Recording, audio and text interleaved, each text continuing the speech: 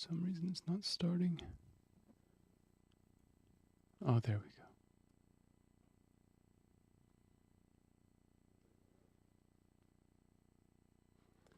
go. Okay, I think it's working now, yeah? Guys, give me a second to give this a second. Okay, let's see if I'm live here. Eh? Okay, I think it's working now, yeah?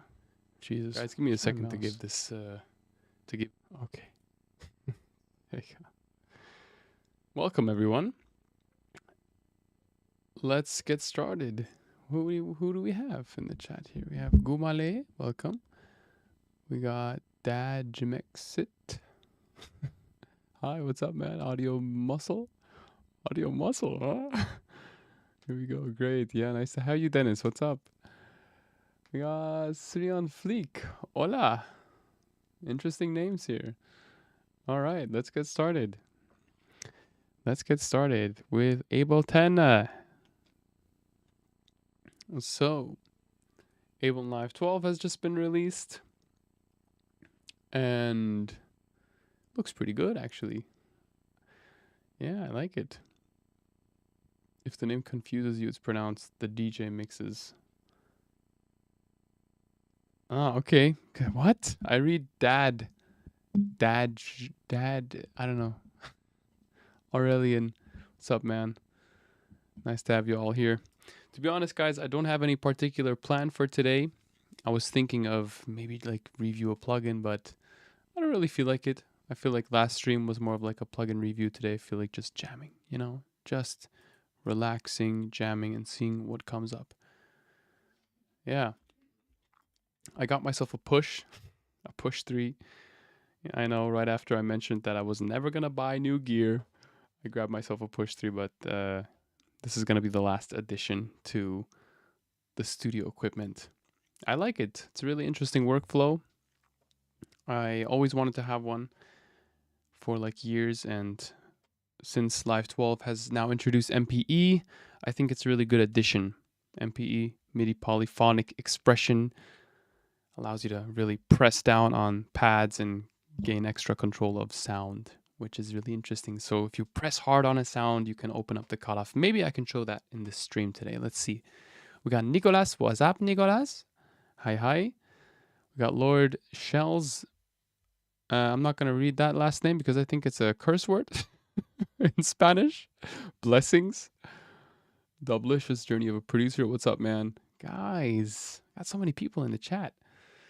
Yeah, I know. I always do my streams in the evening, which is why it's always dark, but I'm always at my most relaxed in the evening. I'm still figuring still figuring out a way to get a bit more light into the studio, yeah. Anyway, where do we want to start with? Let's go for 120 default, 120 BPM. Your generative sequencer tutorials are great. Really enjoying them. Yeah, I like them too.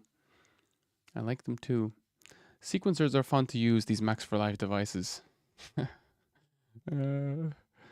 But I have the feeling that I've been getting a bit lazy while using them. I want to get more in touch with actually tweaking sounds myself. What's up, Gregors? Gritzigors? Got some people with weird names today in the chat, I have to admit. Anyway, let's dive in, guys. Let's go for some kick. Yeah.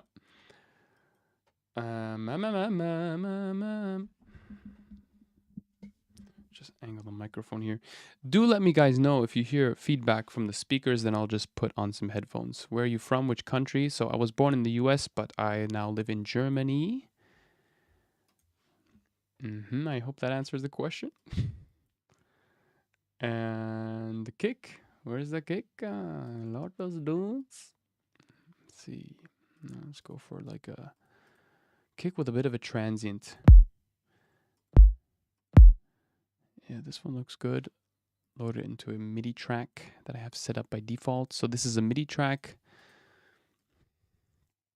And I'm going to create a clip here. Oh, that was the wrong command, but It's actually a good command. So Command Option M, accidentally pressed that, and that opens up this new mixer panel that you can have opened up simultaneously. You know what? Let's actually go with that. I like it.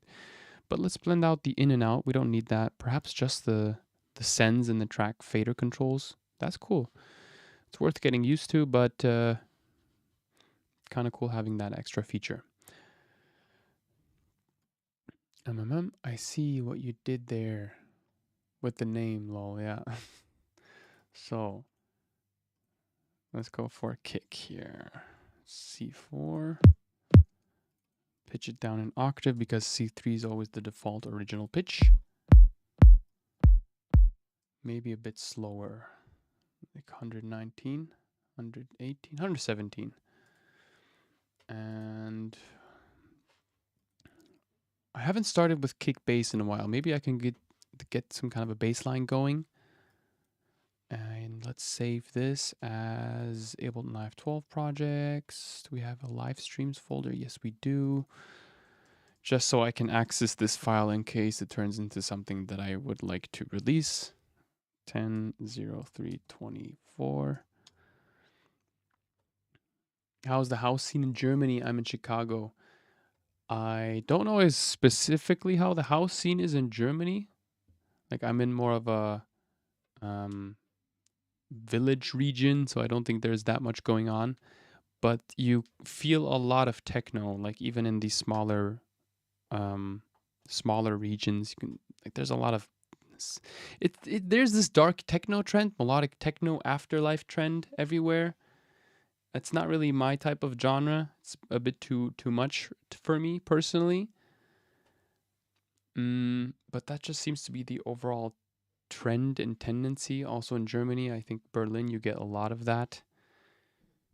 But I like the organic house scene a lot more, like the day vibes type stuff, you know, organic ethno. I think it's less known. We got Mr. Brown Alliance. What's up, man? Nice to have you in the stream today. I think you're still moderator from last stream. Does that change every stream? Because I remember last stream I gave you the moderator. Yeah? You don't go clubbing? Nope. I used to go clubbing a bit more. So I actually had this collective here. Let me guys show you actually this. I don't think I ever showed you my personal website, zahanmusic.com. You can read a little bit. Oh, Tom and Jerry. Yeah, here you can see a little bit of a video, Open Nature. It's a music collective that I was in, but I decided to exit because of the genre of music. It was a bit too extreme for me. It started turning really dark techno.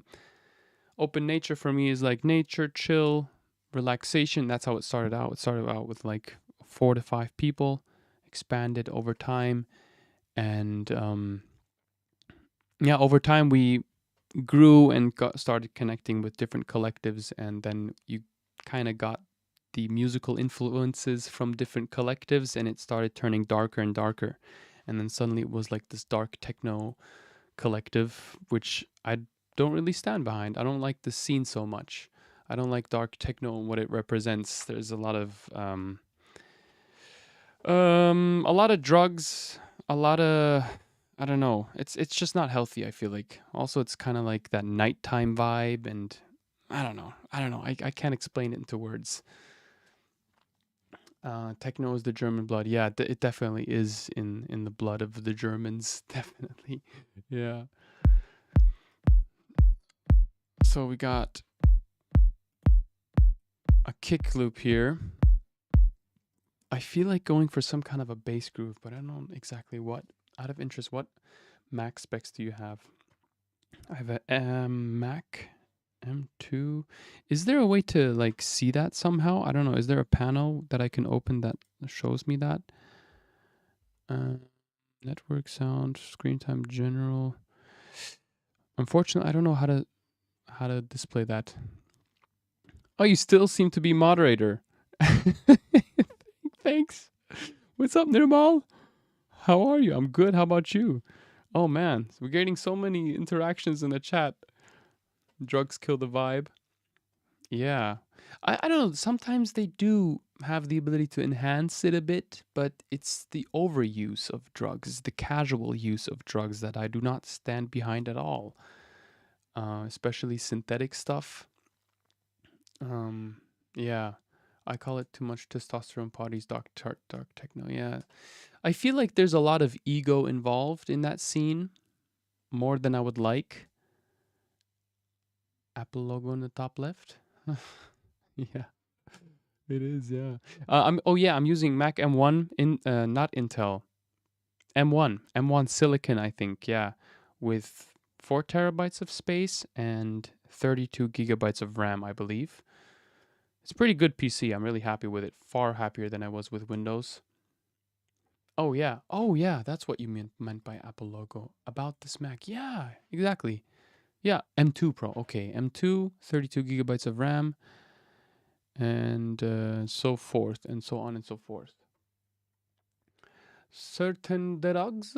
Um, yeah, I don't know how deep I'd like to get into that topic today, but yeah, I don't know. Like I'm more of a plant medicine type person. Not the casual drug use type guy, like even alcohol and weed and all that kind of stuff. Like no thanks for me. I want to stay clear in my mind. Guys, let's get something going on here. I'm getting distracted distracted by the chat.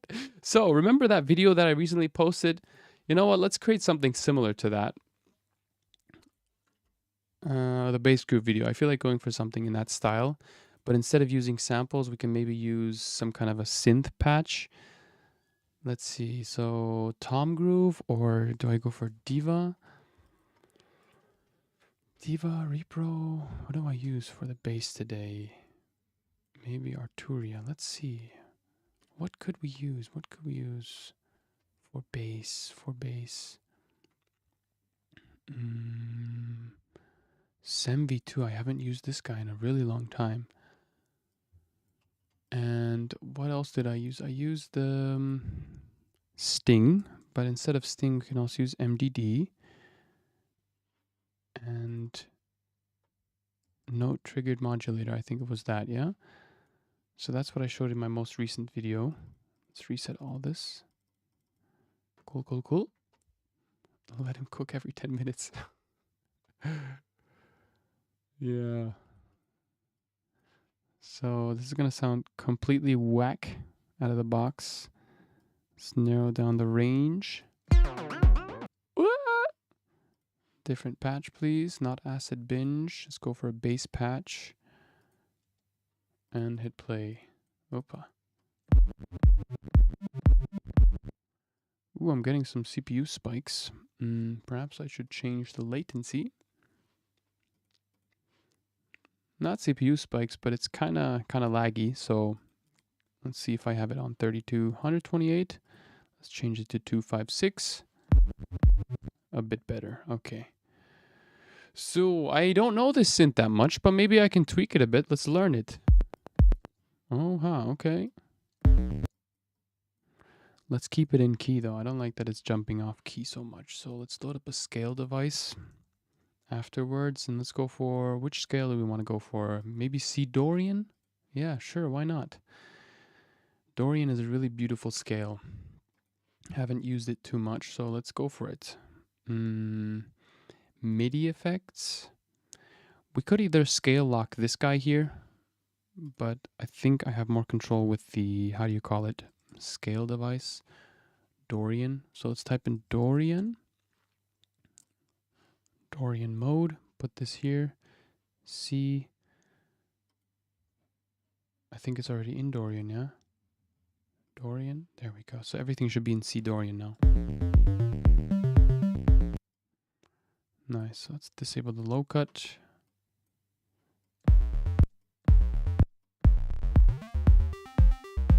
I don't know if I'm going to stick with this synth. Let's see. Just learning, right? Just learning. And dial down the frequency. Not this guy here.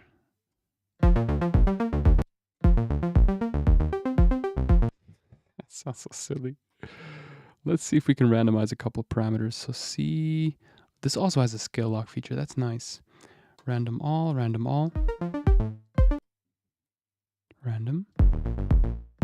And let's go for 8 notes. This is odd. I don't know if I'm liking it though. Let's load up this other Sting device here. Disable this guy for now. Root is C.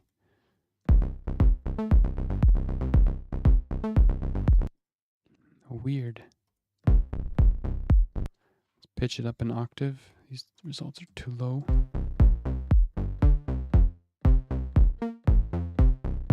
That is so weird. That is so weird. More messages. What's up, Alice? Okay, all. Gotta run. Computer needs to update. Have fun. Okay, have fun, man. Have fun with the update. Perhaps we can get some kind of a hat groove going. Don't know if the bass line, if that approach is working well for me now. Let's go for a hat.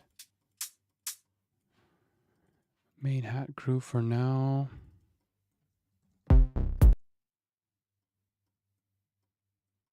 loop this 8th note.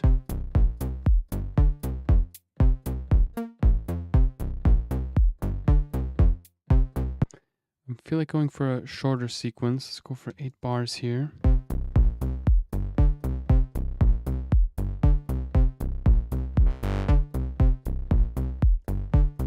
Interesting. Definitely feels really, really groovy. Is there like an envelope amount here somewhere? I don't like the main cutoff frequency. It's not taking enough highs away. Envelope 2, envelope.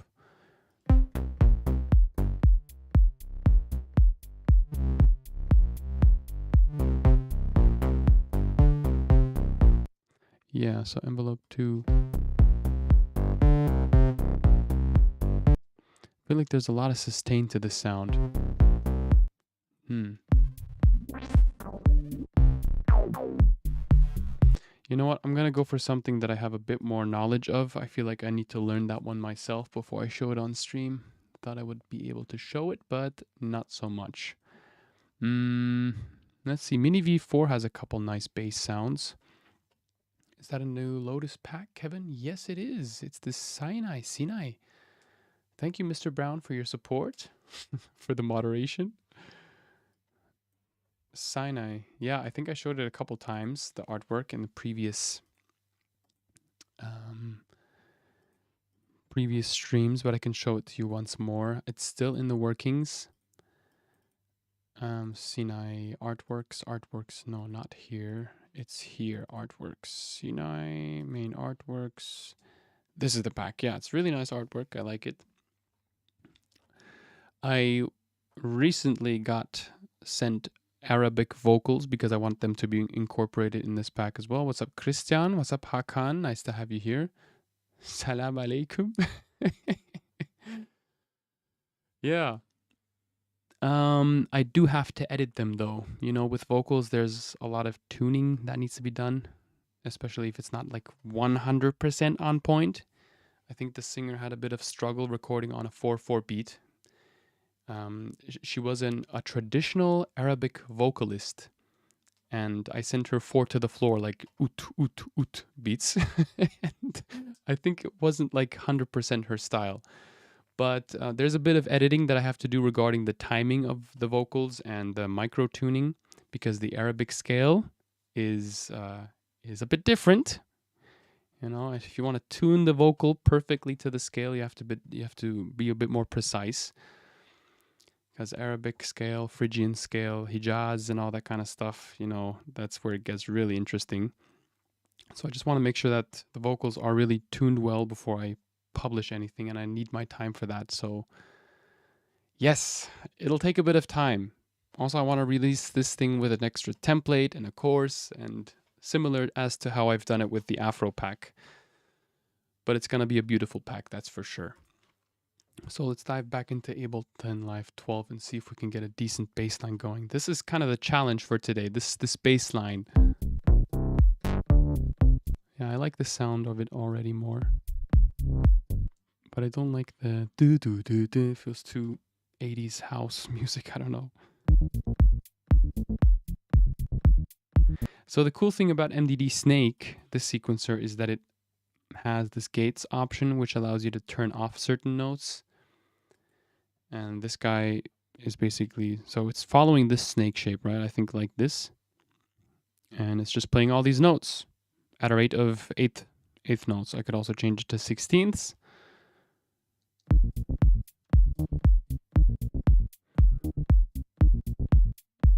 Yeah, it's playing that sequence, you see? I can also change the direction here, so it starts from the bottom.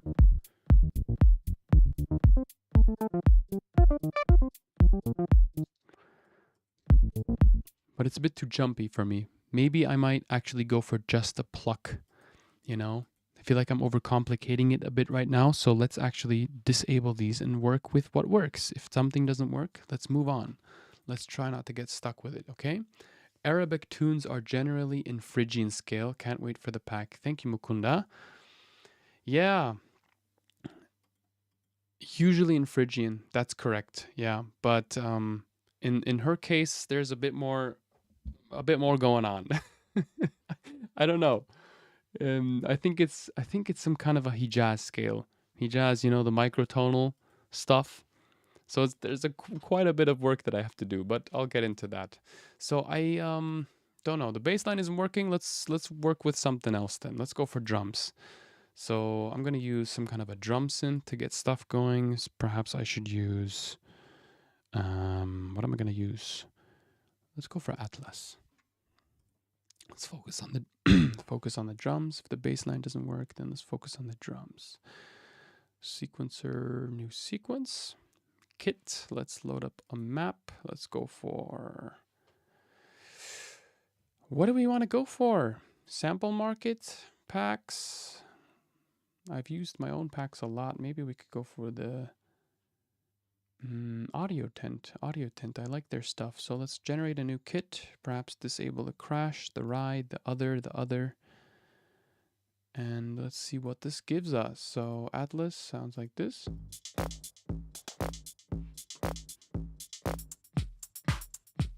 Let's disable the kick.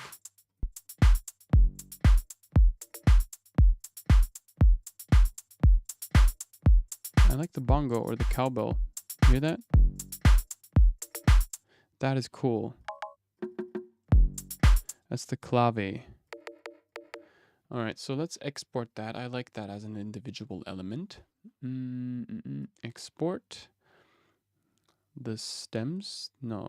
Yeah, actually, let's take the mix down, disable everything else, and take just the clave, render that. Drag that into the session.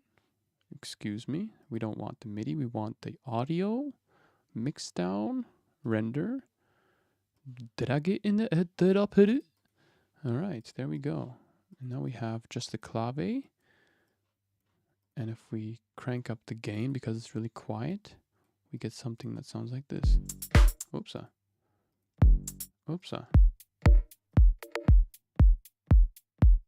Nice. That's cool. Maybe we can add some kind of an effect to give it a bit more groove. By the way, Mr. Brown Alliance, thank you so much again for reposting all these links. Arabic tunes are generally... Okay. Now let's push this one into channel A.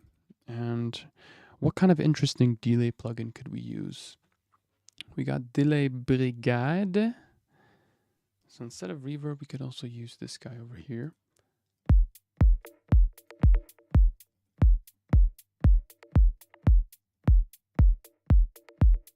That's nice. Let's continue extracting grooves from Atlas over here. So let's generate a couple new kits and see if we can actually generate some nice grooves from this guy.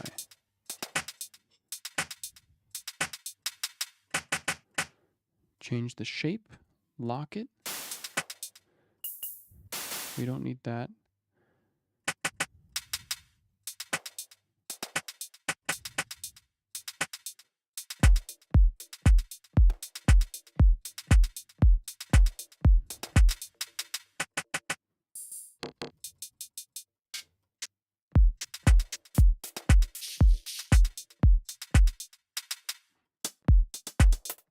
New sequence.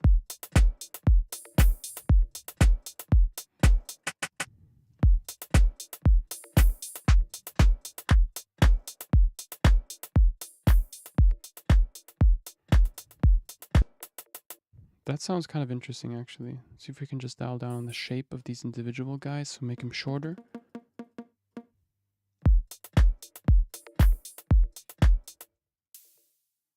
We don't need this. And this is going to be more like a top loop, so let's click Export, Stems, Clave, Shaker, Hat, Clap. I think that's all we need, right? Let's render these. Drag and drop the stems. Now we should have all those individual hats and claps stemmed out. So let's solo this and let's listen. So that's one of those claps. Now we have a second layer which sounds like this. This is like the hand clap. Okay, gotcha. What do we got here? It's a hi-hat. What do we got here? Main shaker. So we got all those individual elements as stems now. This one's a bit too much low end. Yeah. Also a bit much high end. This one needs to be tightened down a bit more. Beats, forward transient, dial it down.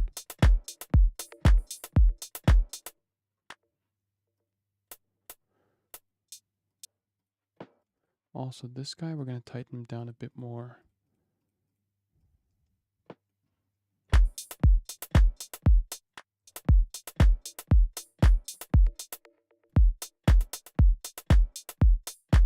Oh yeah, here. Disable the main layer. So we got the essential groove elements here. We're going to call this one groove. There we go.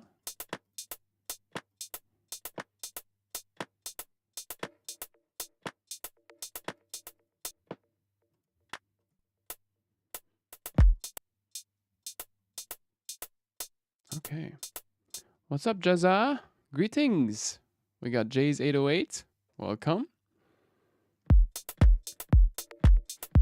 And now I feel like just chucking in a pad because I do not feel like extending the groove right now. We have a really solid, very minimalistic groove, but I do not feel like we need more at the moment. We can fill it out in a second.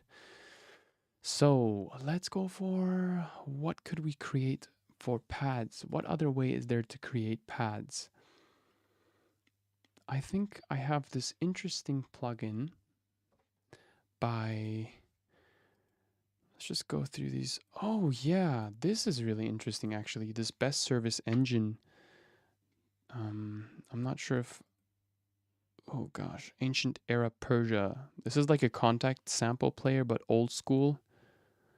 I think I saw Knee using it.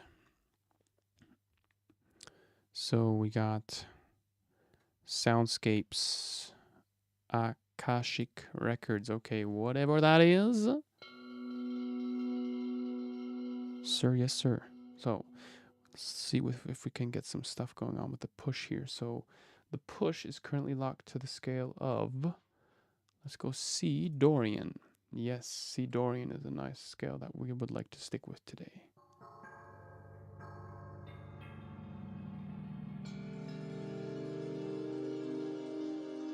So this should be a C major-ish type chord, yeah?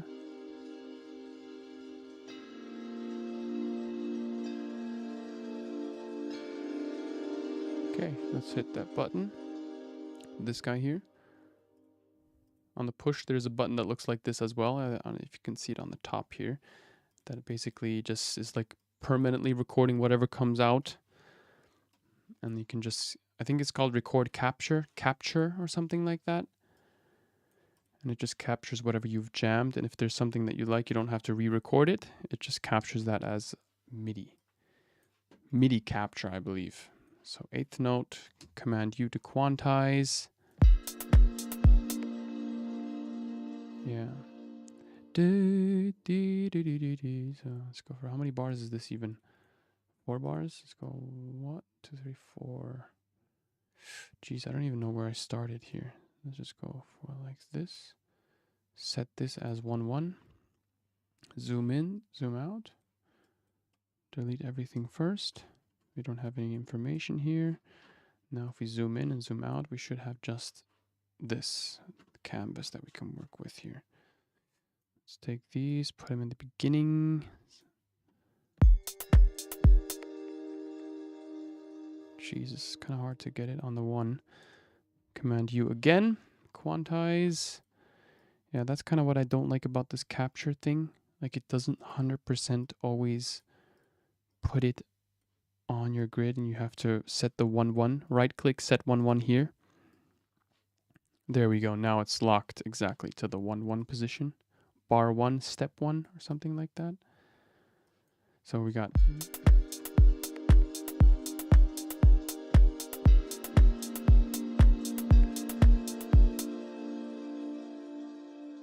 interesting. Okay, sure. This sounds nice.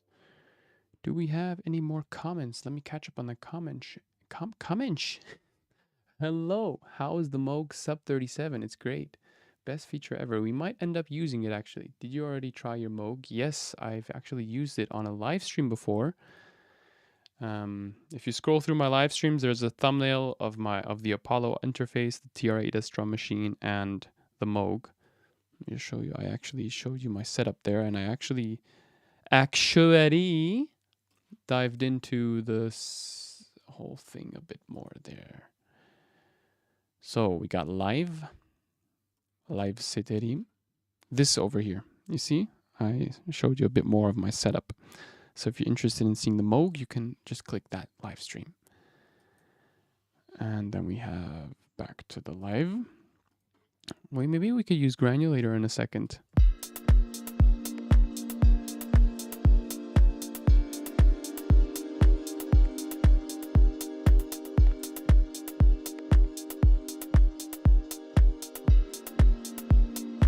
Let's consolidate this entire clip.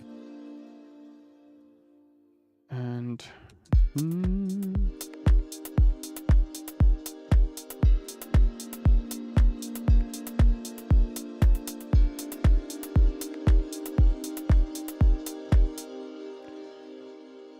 maybe we just need to loop these first 4 bars. That's actually all we need, right?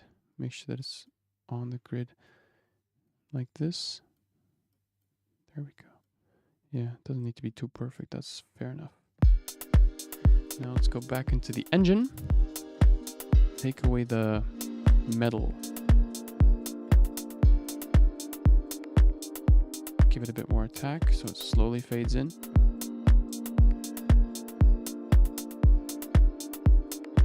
There we go. Let's chill. Are there alts to stutter edit? It has a lot of choir vocals and orchestral sounds. What do you mean exactly? Engine 3? Yeah, I think so. Stutter edits? I think Granulator. Granulator's great for stutter edits, yeah. Maybe we can actually, you know what, let's duplicate this track, freeze and flatten the audio, and chuck this into Granulator 3. That's something new, enable Knife 12, so let's do it. Audio effects, is it? Yeah. MIDI effects. Where is it? Granulator. Instruments. Oh, it's instruments. Okay. Let's chuck it in here. There we go. Now we can just take this entire sample and drag it in here. It's kind of cool that it shows up on the push 3 here. But I'm going to stick with this interface for now. So let's see if we play something now. Yeah, that's pretty cool stutter.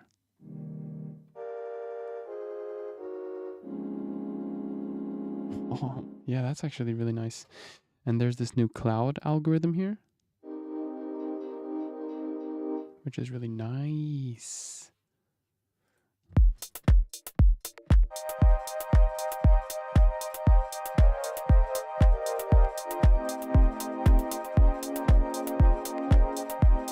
I like just chucking chords through Granulator. It makes it sound so old school housey. You know, the guy like.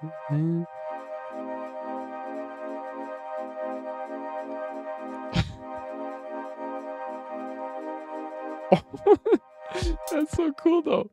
You're like really old school house.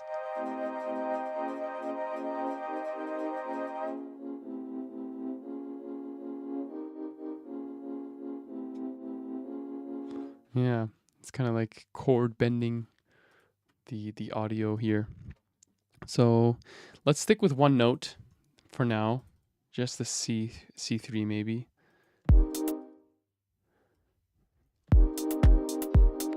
Maybe add a perfect fifth on top. So copy paste 1, 2, 3, 4, 5, 6, 7. So we get a bit more of a full sound. How can we manipulate this thing? Maybe let's turn on scan. Oh, that's a bit too much. Let's go for maybe just the G3 or the C3.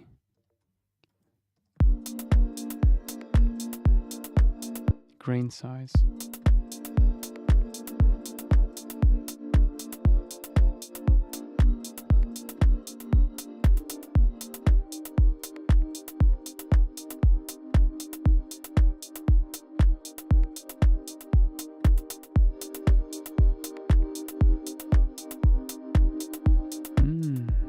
What else can we do?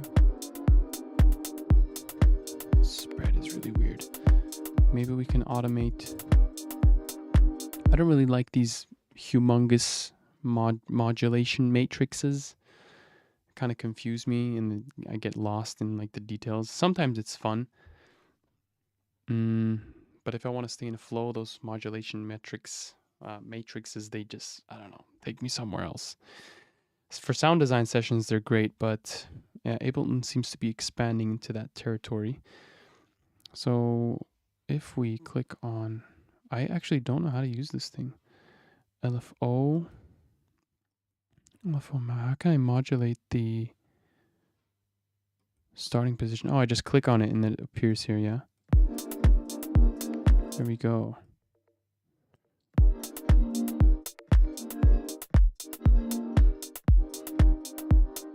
I don't like the movement though.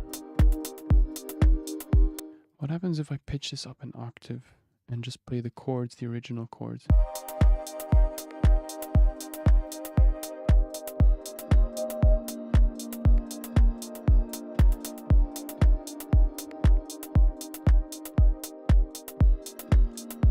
Create a shaker groove, and you know what? Instead of using a sample like I always do, let's put a contact instrument. There is one shaker library that I love using. It is called Shimmer Shake and Strike 2. I use it all the time for shakers. All the friggin' time. So if you play this note down here, it should play you the sequence. Or maybe it doesn't. No, now we got it. And then you can just go into mixer. Oops, dial down reverb, dial down delay. And you know what? Let's actually change the preset first. So kahiki shaker. The kahiki. Always nice. So this seems to be playing the C2. Let's hit C2, hit legato so it plays until the end. Dial that to the end. There we go. That's actually all we need. And if I'd like, I could also change the pattern. You see the accentuation here? It's actually kind of nice. Yeah.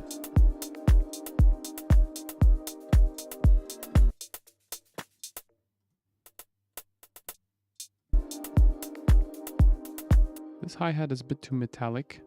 So if I right-click it, show in Finder. Oops. You know what? Let's consolidate it by hitting Command J so we can right click it and show in browser. There we go. Now it's in my browser, not only in my Finder. And now I can just hit this sample similarity search and it'll show me all the samples that are similar to it. Maybe we might find one that is less metallic. Okay, this one's also very metallic, but I like the groove in between. Let's dial it down. Maybe I can take just the shaker because I don't like that tsit, tsit, tsit. Feels a bit too polyrhythmic here. Let's click B. Let's go into envelopes. Envelope. Click B. So we go into draw mode and just maybe Command 2 to increase the grid size, and then we can just blend that out. So I clicked envelope. I automated the mixer track volume. That's one way of doing it. Another cleaner way to do it is to go into clip, gain, or you could also load the utility, gain. So you automate the utility on the gain that's on the channel. And now let's just click down here. There we go. That's really good. We do have a bit of a attack here still, so let's take that out as well. Or where is it coming from? I don't know. I think it might be coming from here.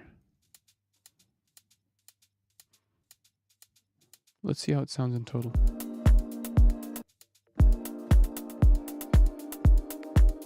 Nice. Does it add to the groove? Maybe pitch it up a bit. Let's see what happens if we pitch it up. Needs more movement. I feel like it lacks movement. It's too static. So let's add vector delay. This is more of a sound design effect, yeah. Maybe not the preset itself, maybe beat pull. Beat pull is nice to add variation to hi-hats.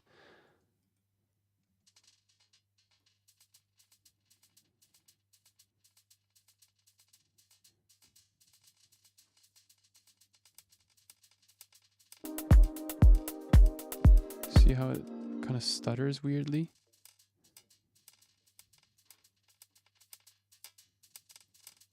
Interesting.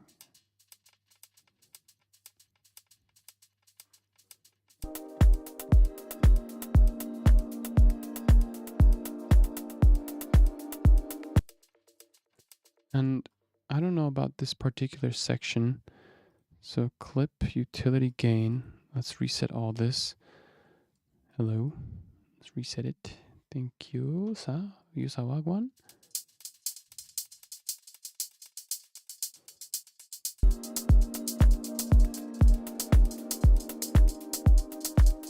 Sounding kind of off though. Let's see if we can select a different sound. That sounds good. Oh, that hi-hat is a bit off.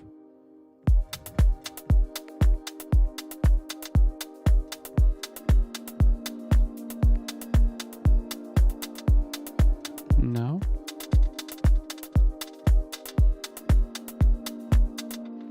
Maybe instead of beat pull, we can just add brower motion. That's a new plugin that I grabbed. Really cool for panning stuff. Pans it in more of like a surround-ish way. Let's see what we got.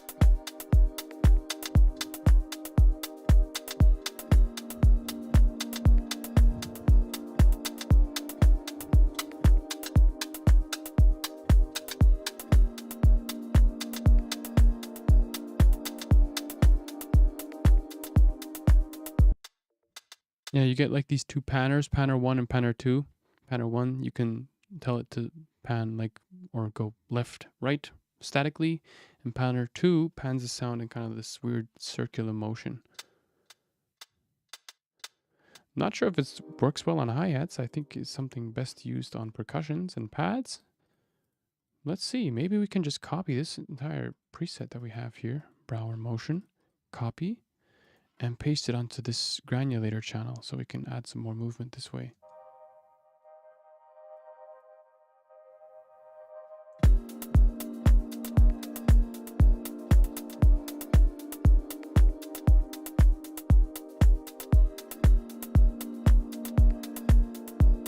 Let's go back to Atlas and see if we can generate a couple new grooves.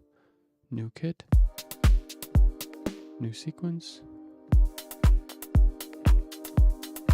I like the clap. Yeah, the clap is really cool.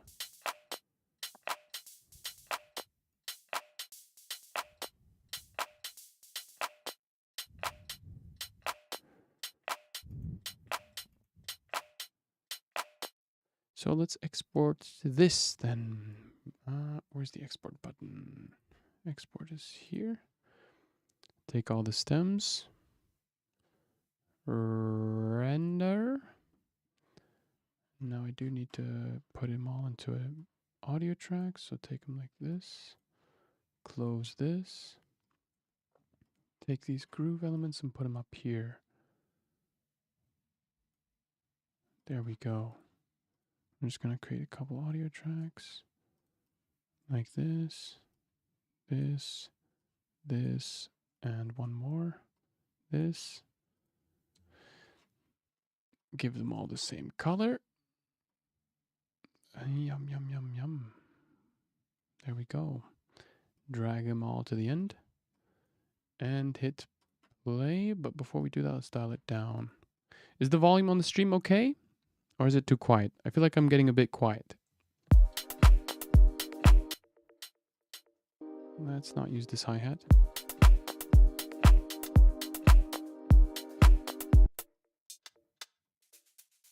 Where's that metallic hi-hat coming from? Atlas, of course.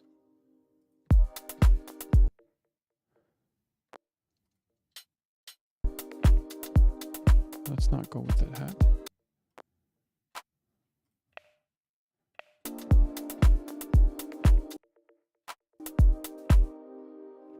Beats, forward transient, dial down the clap.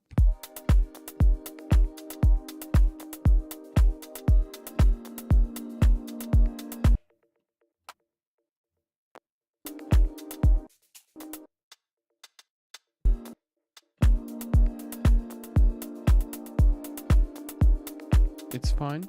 Okay, cool. Thanks, Mr. Brown Alliance.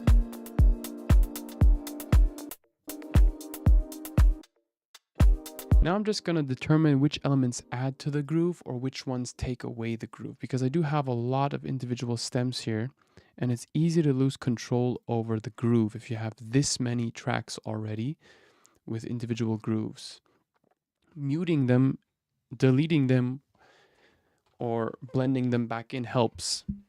Thank you, DJ Cyberdyne, for letting me know. It helps to just close the eyes and pay attention to the groove, which elements are standing out, which one feels like it's taking away from the groove. I honestly feel like it's this hi-hat here is a bit too loose. That last little blip here is a bit too loose, so let's dial it down.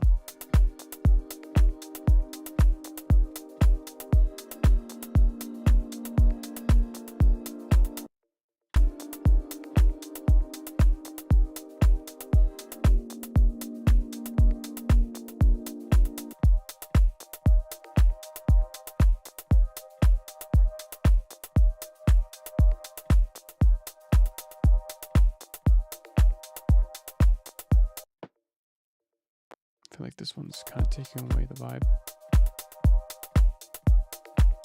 Yeah, it is. See if we can add some kind of a conga or bongo. Make it feel more organic house, all day I dreamy. I know I have a lot of those in Organic House Essentials, drums, conga loops. Maybe something like this is enough.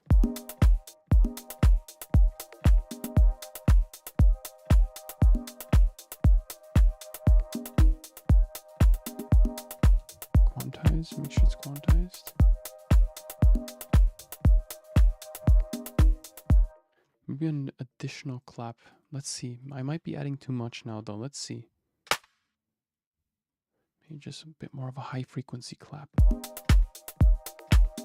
Nope. More of like a rim shot perhaps. See if this one suits us. Are you listening for what sticks out and interrupts the groove, or what fits best and propels the groove? I'm listening mostly to what sticks out. And usually you only get to hear that when you blend out the element and put it back in. Like I could do that for the individual elements, for example, this one.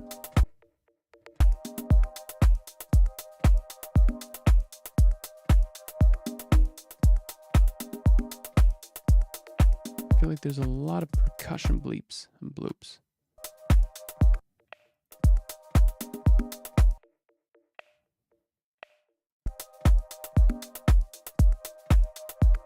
Like this one can go. I like the shaker.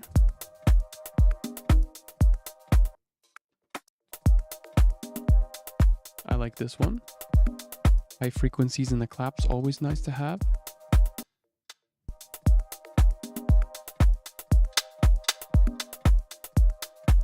I don't like the motion here. Bring out the hi-hat a bit more. More of a metallic shaker sound here. Gives the hi-hat a bit more overtones, so it stands out a bit more harmonically. Then we got a groove hi-hat here. So this one I have to ask myself, do I really want it in here or not? Look how this affects the groove massively. Even with such a small hi-hat loop, look. Without it, feels more like, but with it, feels more like you can't identify that core groove as much. It was like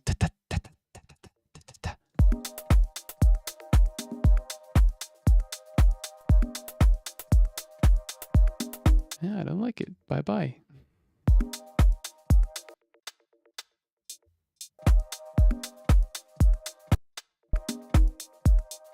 Oh, this one actually adds a lot. So less is more. Less is more, my friend.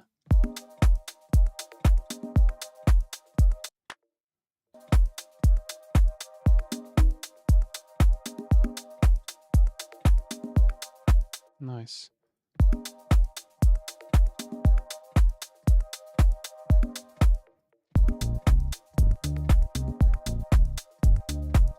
There we go. Now we have a bit of a bass line to work with.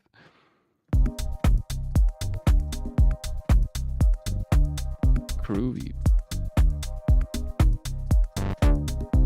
Some notes are playing at a very low octave. So let's clip this. Clip this MIDI. Tab. Look for that MIDI clip. Hit tab again. Drag and drop it here. So now we're not working with the sting sequencer, but with the actual MIDI itself. So let's double click. Pitch it up 2 octaves. So in case you just didn't see that, I pitched it up 2 octaves like that.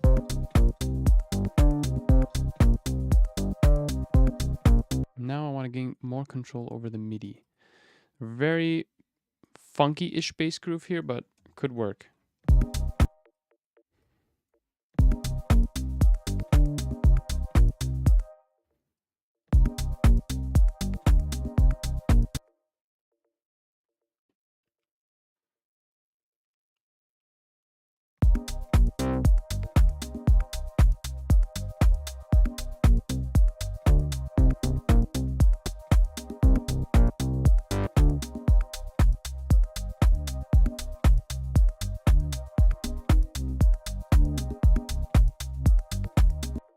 You have to be careful with some of those metallic claps. Sometimes they sound like a vinyl crack that can become irritating for those that remember them.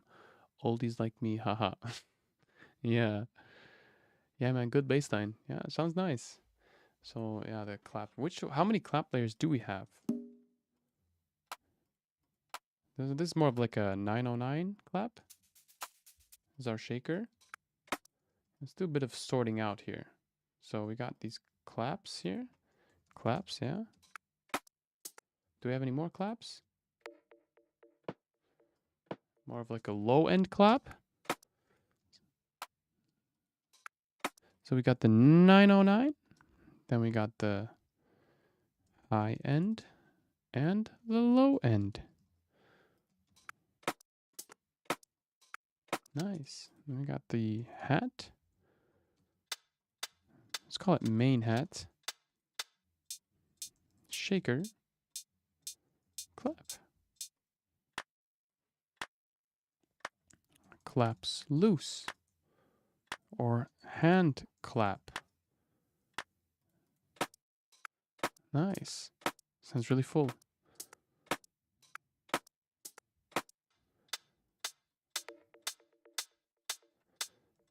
Perky. Put it down here next to the conga. Shaker. Let's put it up to the hi-hats. Shaker hat. Or metal hat. Hats. So the tops. Now we can mix them in.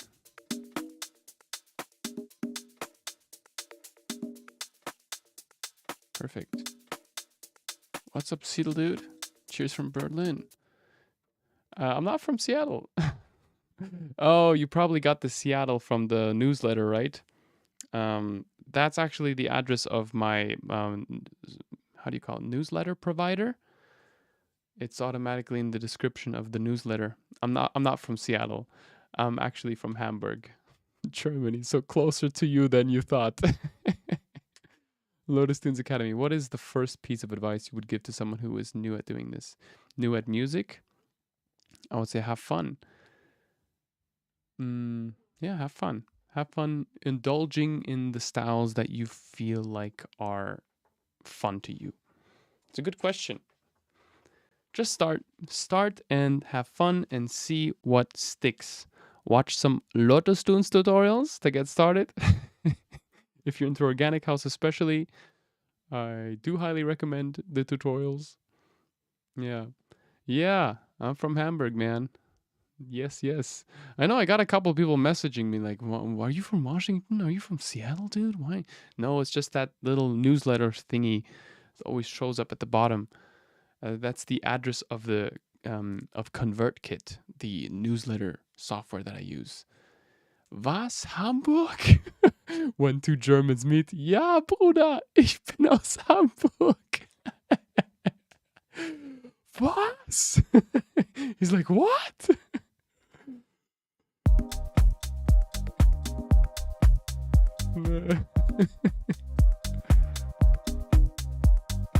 Let's add some sidechain compression to the bass.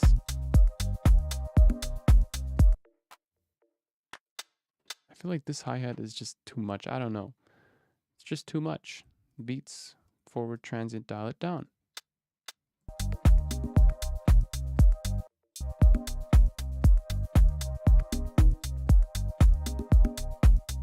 Take the shaker out of the group.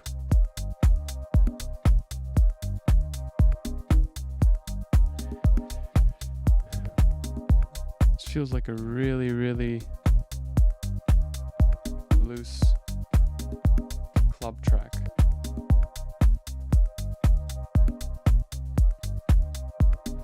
Let's create a kick double.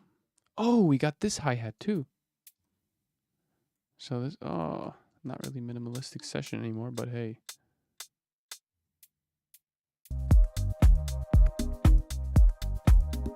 You know what? Screw this metal hat.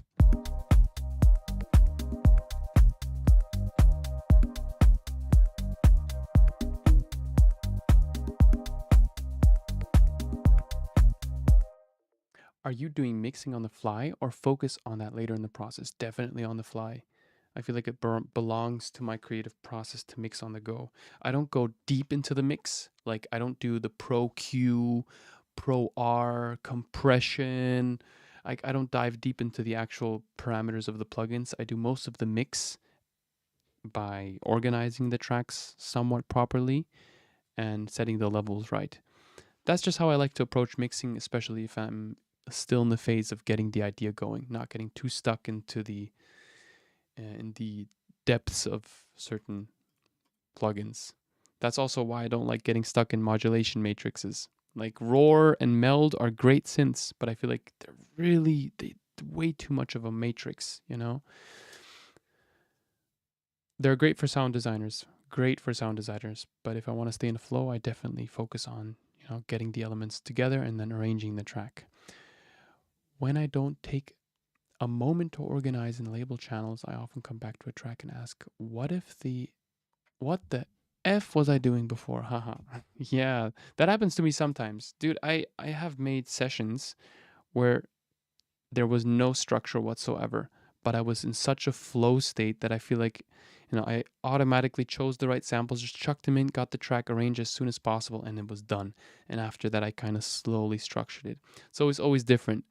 For these live streams, I like to showcase the rather proper way of doing it, of getting the elements together, grouping them, taking it step by step, showing how I would, do it in a proper way, right? But it's always different. It's always different. If you produce off cam, you just have there's a bit of a different vibe, and I tend to make different decisions. Here I'm reading the chat, I have this input, and it's just a different flow. Yes, bro, I started learning production 6 weeks ago. Oh, wait, yes, bro, I started learning production 6 weeks ago, and your videos and sample packs have given me lots of creative progress. Many thanks. Bless you, Kuko. I'm very, very happy to hear that. That's what I am there for. So let's take the original chords. Oh.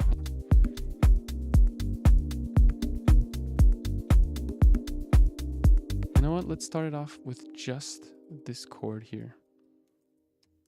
Just this chord. Loop it.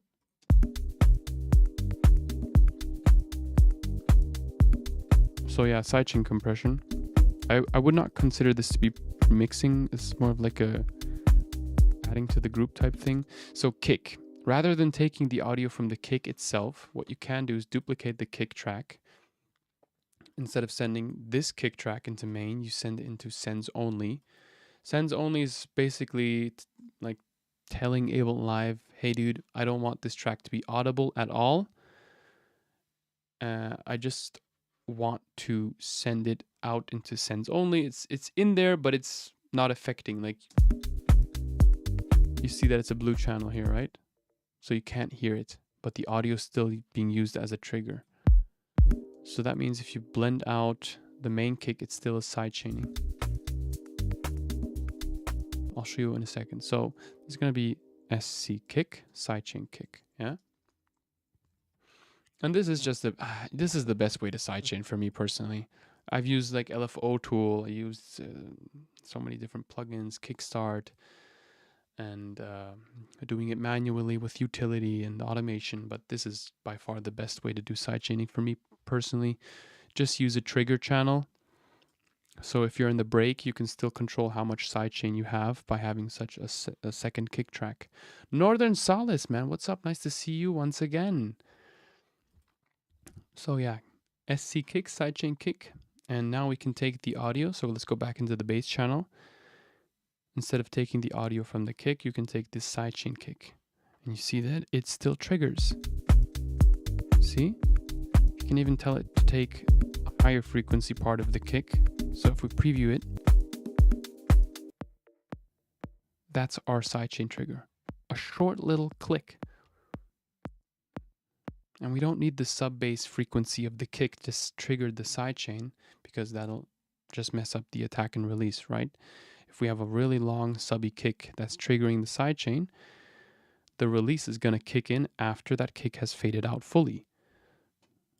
So we want to make sure to take a really short little click sound. See? More groovy.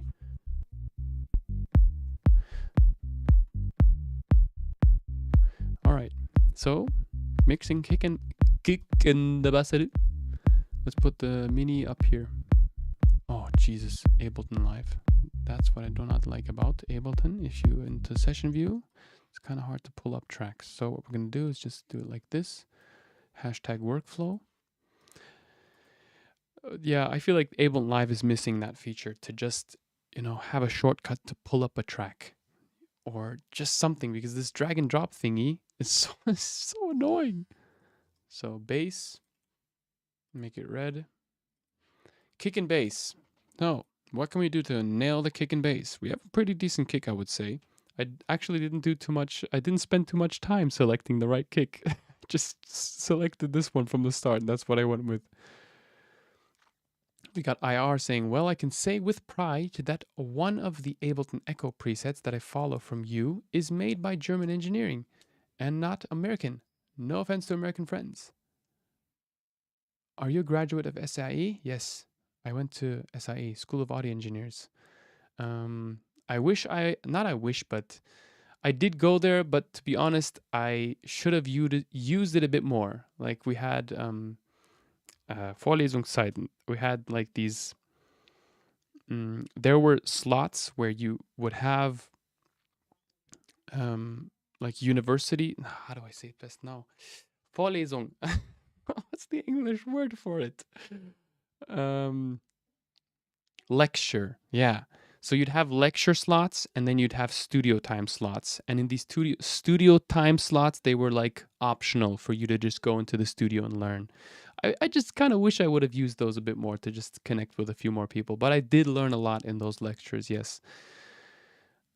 I think one of the greatest things, like my takeaway from studying audio engineering, is being able to connect with people and finding like-minded people. Just being in an environment with artists and musicians is fantastic. Like, you know, you're not alone. There's other people that have similar interests and that have a similar mentality as to you.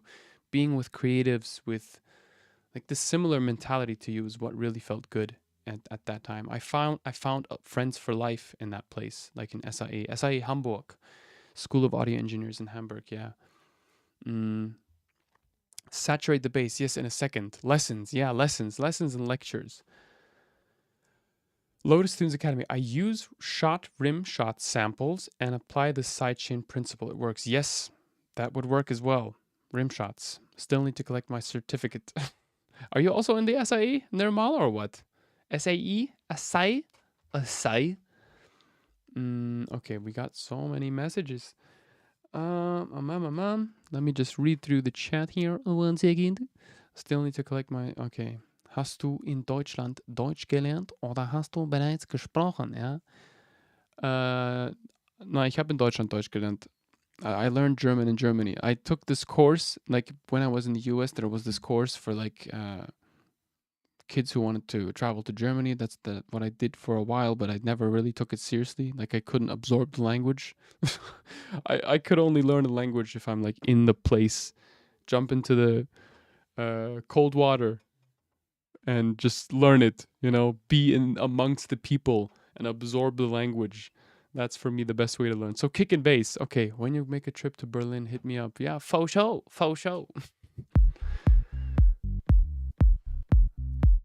Start with the kick at minus 10 dB. It's always a good starting point for the kick.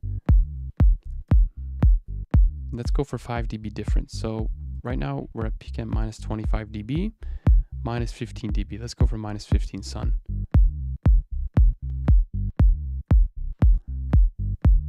Let us...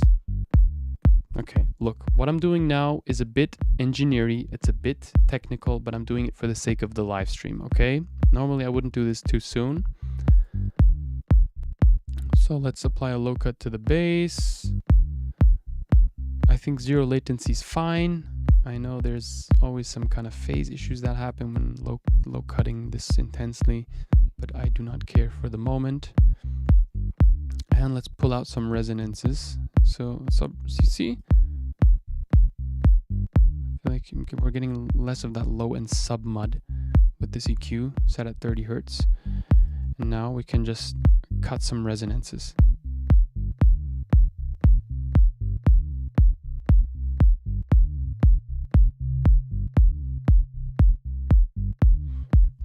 We get the few extra dB out of the bass, yeah?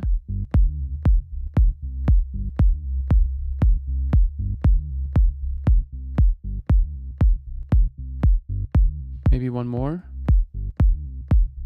Bell notch.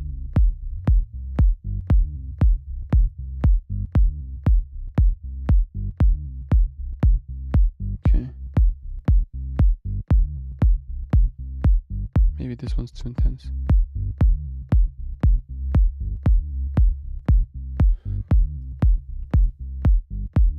Minus 20. Minus 17. Pull it up 2. That's nice.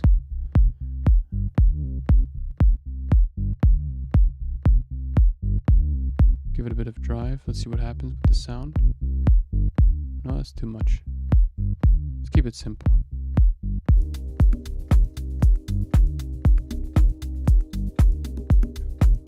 Now we can mix the rest of the elements according to those two.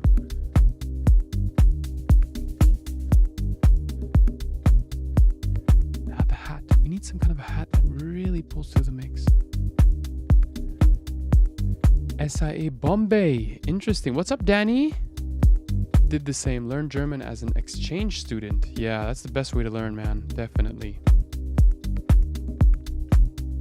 You came to Germany for a woman? Oh, no, sir.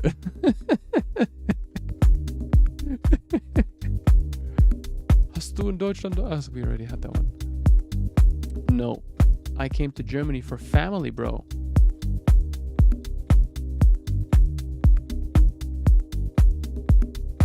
Where are you from originally? So my dad is from Iran. My mom is Russian German, meaning that she has German genetics, but culturally is basically Russian because the last 100 years her family was from Russia. Like my mom is German, but her ancestors moved to Russia long ago, and then she moved back. Like her generation, or the generation before hers, was the first generation to come back to Germany. So it's like Russian German-ish. Born US. Yeah, it's a bit of a mix, I know. Had a call and pause the video. Thanks for the Granulator answer to the stutter edit. Yeah, for sure. It came out real cool. That ad, haha, kind of trippy. Yeah, it was. Please keep up this video in your channel to watch again. Greetings from Dubai. Walla bila. My impulsive thoughts. They need to stop when I read the chat. it's like ADHD when I read the chat. Yeah, greetings, man. I'm definitely gonna leave this video up afterwards. Yeah.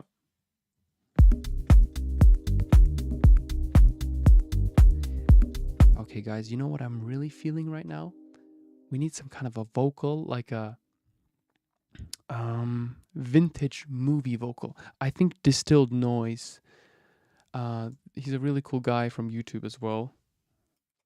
His channel is called Distilled Noise. He does like minimal house and that kind of stuff. He has this really cool vocal in here somewhere.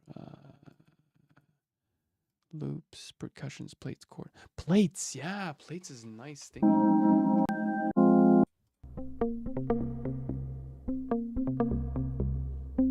You know what? Let's load that for later. Maybe we can use it.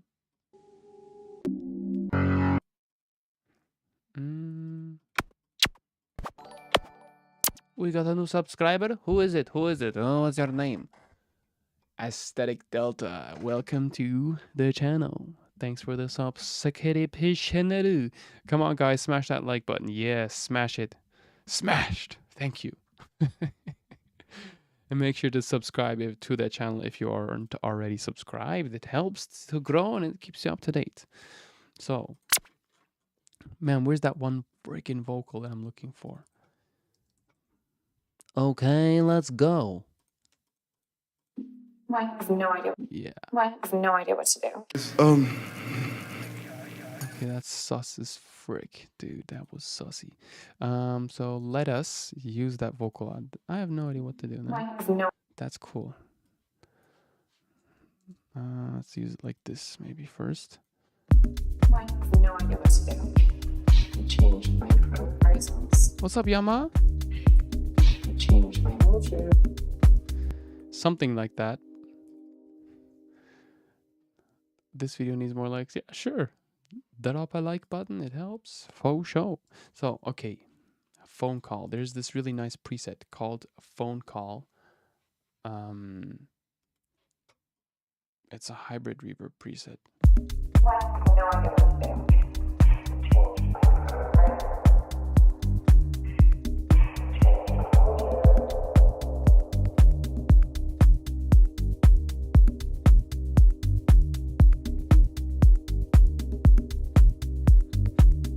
So how do I make the chords move a bit more?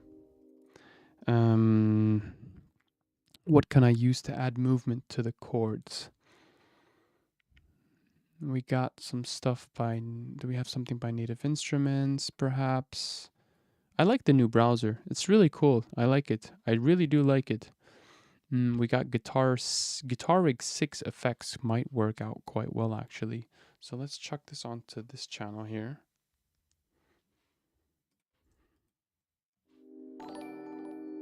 Got another subscriber. Who is it? Kuko! Kuko, thank you! Okay. 49 watching. Yes. Okay, cool. Hey, Kevin, those accents you make on point. Thank you. Yeah, really impulsive, weird accents, I know. But hey, thank you, thank you. So we got Guitar Rig 6. Let's see if we can sequence loop. Sequence loop is presets folder. I got one saved here. That is trippy. What else can we do? Chord chaser.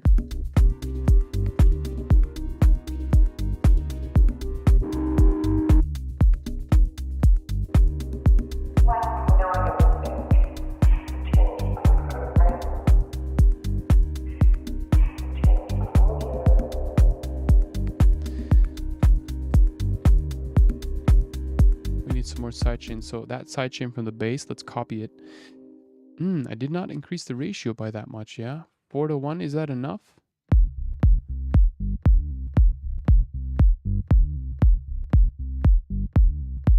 I think 90 seconds is okay as a release, yeah? Copy this. You know what, let's add it to the shaker as well.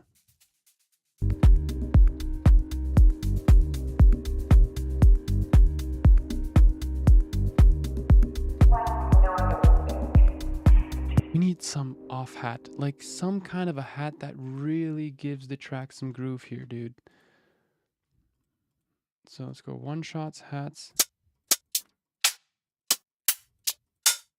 There we go. I feel like this is already going to more of like that minimal direction. So adding an open hat might give it a bit more of a like a minimal techie vibe. Let's see. Let's go into 8th note. Yeah, loop this. Just keep it on grid, really static, doesn't matter. Ooh.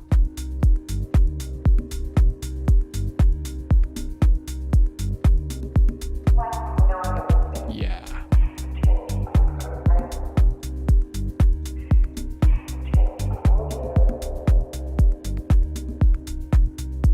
I like how Mr. Brown is like forcing the people to hit the like. Delay on vocals and set the quantize free and automated. Yeah, let's go for it.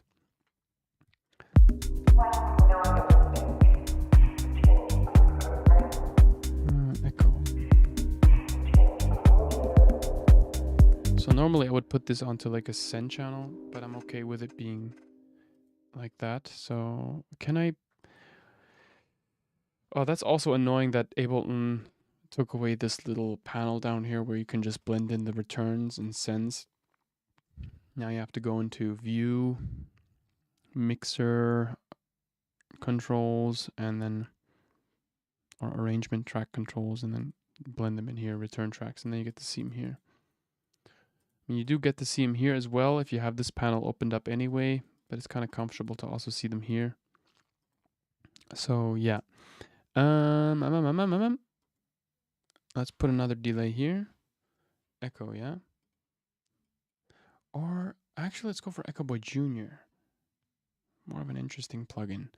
So let's turn off the sync, put it onto time, right? 100% dry wet. And then we can send this vocal into channel B. So click on the send here, or also click on here and go like this. So yeah, see how it sounds. So if we just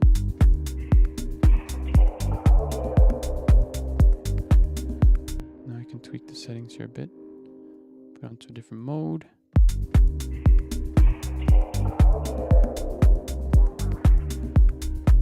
Perhaps we could also automate.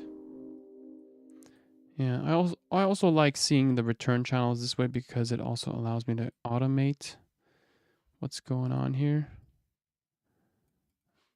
Configure echo time. There we go.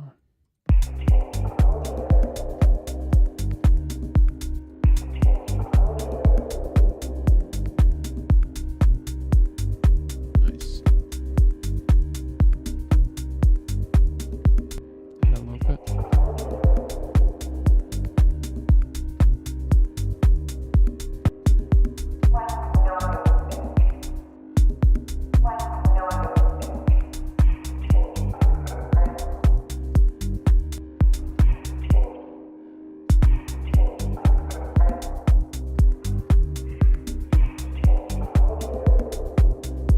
So trippy.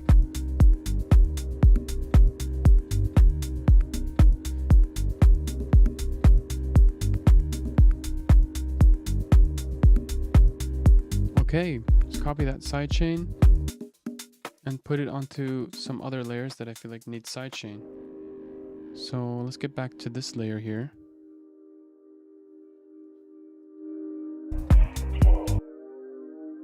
No.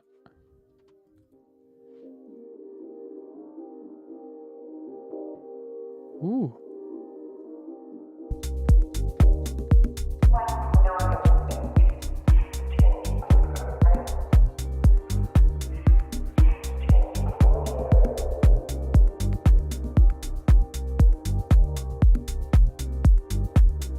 There we go.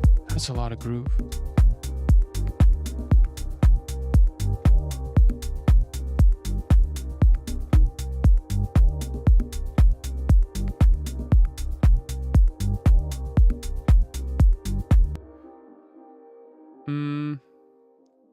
Why doesn't Ableton have a delete muted note? Delete muted notes? Oh, you mean like if you're working in MIDI and you have notes that are muted like this, yeah? A command to just delete them. That would be practical, nice to have. I honestly never have thought of that, but nice to have. Sure, would have definitely quickened up the workflow a bit. Do New York, NY. So do New York parallel chain for vocals. Yeah, I don't feel like I want to spend too much time on the vocals just now. I feel like progressing the track a bit more. I feel like they're already well processed. No need for New York style compression just now.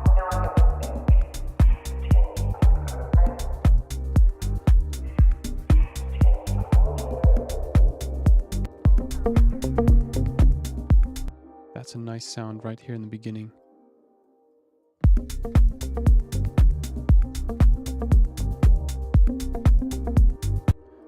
That's all I need. And then we're going to chuck it into channel A, which is Delay Brigade, has this Native Instruments delay effect. Or was it Arturia? Arturia Delay Brigade, yeah. But that was the wrong channel. Which one did I just automate by accident? This is nice. And can we add something to give it a bit more? I know this effect takes a lot of CPU. What was it called again? Shift. Pitch shift or micro shift. Little micro shift by Sound Toys. No, not this guy. Come on, dude. Sound Toys. Sound Toys. Alter Boy. There we go. Let's use the AU version. And you can just go like, oops.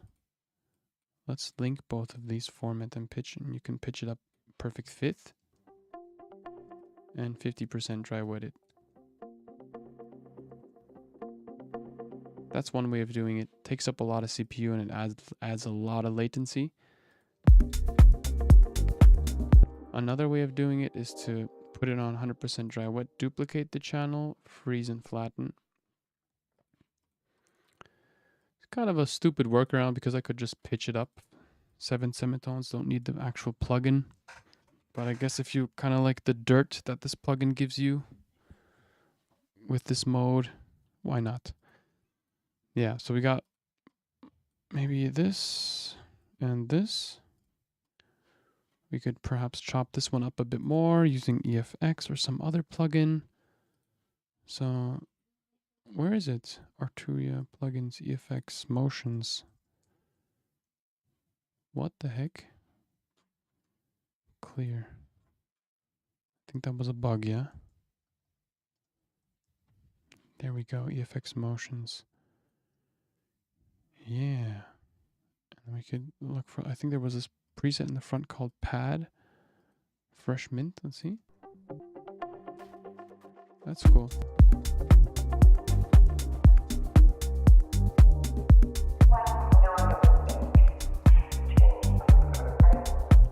You know what? Let's actually take this entire thing. Put it here. Take this thing. Put it here. Spread out the vocal a bit.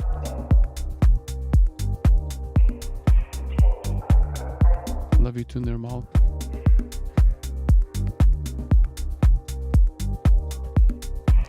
Just out of curiosity, what would happen if I changed the kick? I know this is nothing that I do myself, but what would happen if I changed the kick for another one? Nope.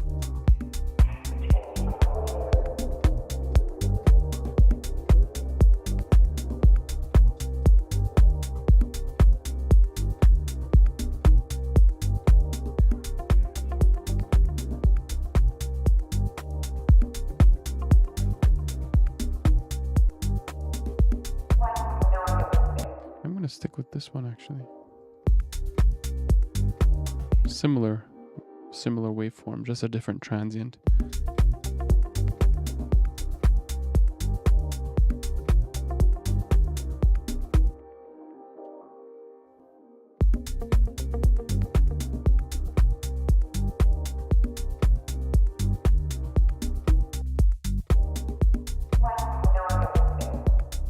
That makes me feel like I'm sitting on the beach. Nice. Yeah. Beach. Man, I really miss the beach. Have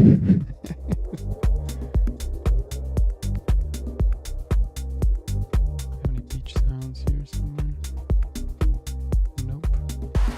Oh yeah, we do have one by The Deucer. There's a nice YouTube channel as well.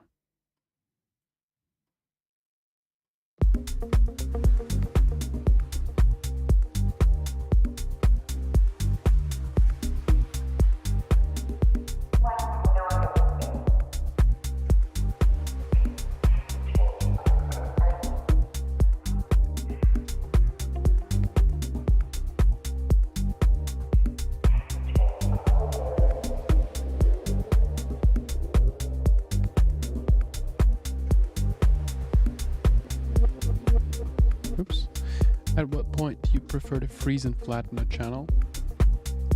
How long do you allow the MIDI to exist before working on it as an audio clip?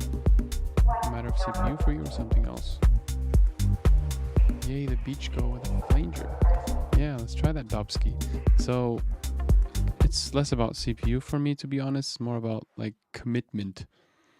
Instead of getting stuck with MIDI editing for too long, I just print to audio as a way to just minimize and yeah. By the law of less is more, I usually commit to audio, and when I feel like I'm getting massive plugin chains, just freeze and flatten. That's it. Next step. You know, just a way of like practicing that commitment, which is also important in music production.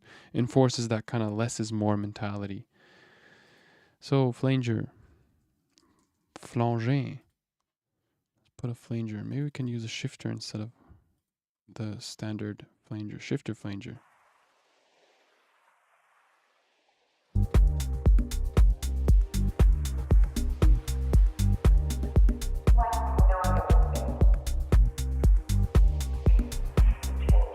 That's too much.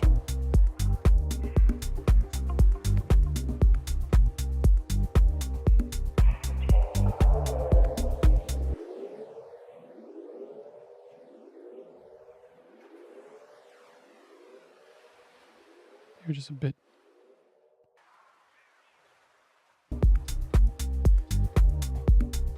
You know, I need a vocal percussion.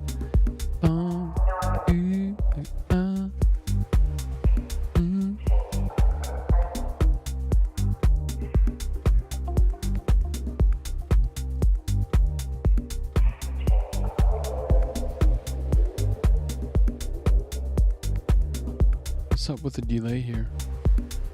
It's a bit much, I have to be honest.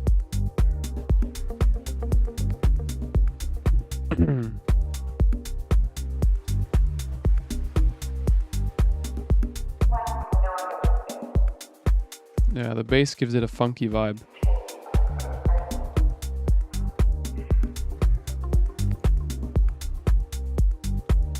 Let's put a drum bus on the tops just to glue them together.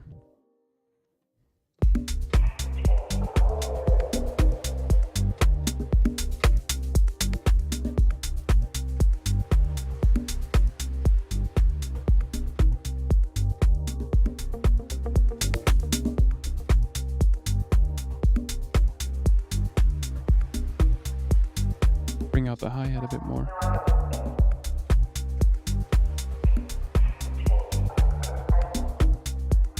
Yeah, I like the wind. Yeah, it goes well in the mix for sure.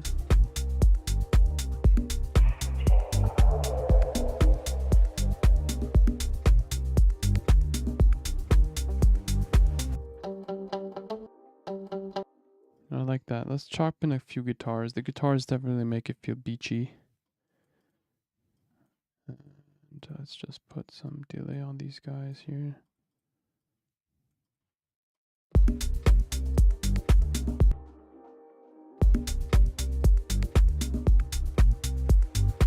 I'll just put it up here. Don't waste a channel for that.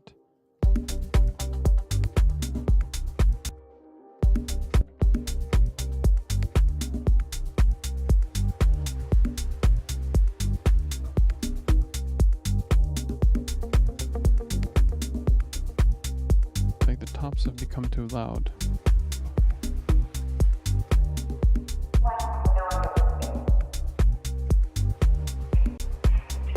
Drum bus as a glue tool, for sure. Always use it to glue the drums together.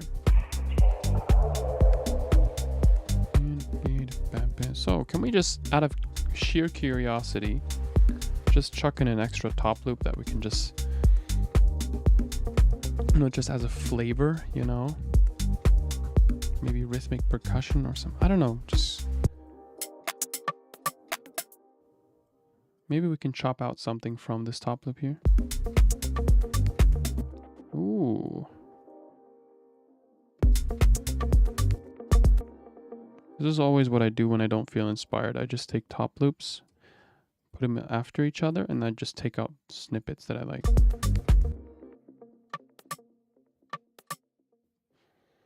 And throw them into the effects channels. Like that. There we go, son.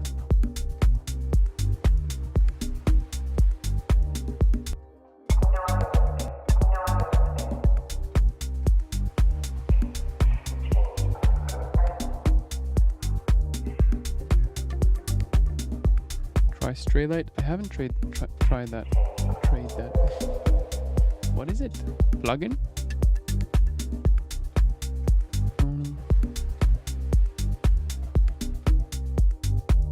Remember the chords from the beginning? How about we change them and put them here? How does it sound?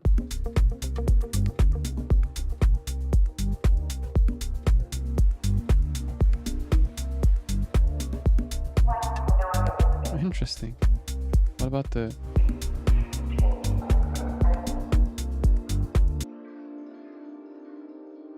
So this is the sample that we do not need anymore. Granulator.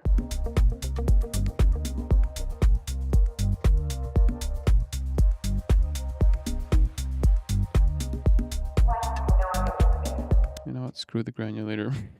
Sorry. It's just not adding anything.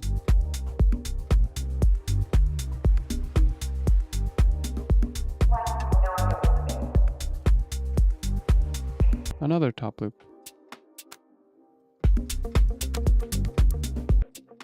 Now this one I feel like I can just leave in there. But I do need to pay attention to the elements that mess up the groove. Does it contribute to the groove or does it take away from the groove? So let's see.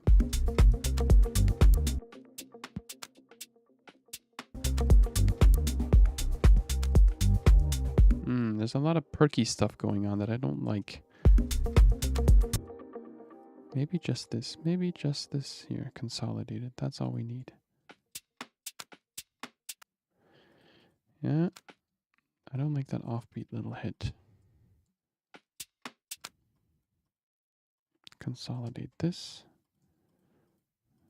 Take it, shift tab, beats, forward transient, dial it down. Just to add some flavor on top. Consolidate again, there we go.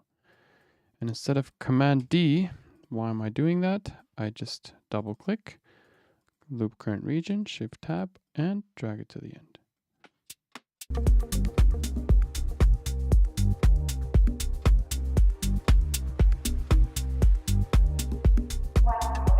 Ah, I like it.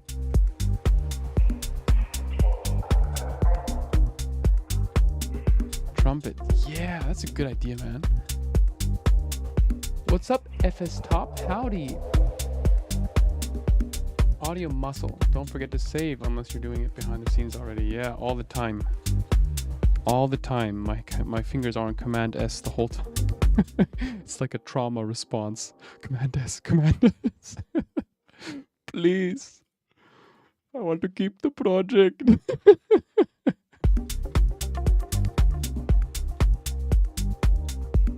Look how much this top loop's doing, just the hi-hat alone.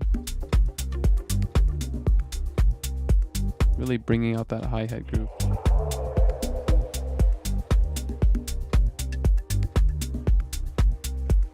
I feel like the claps are very present.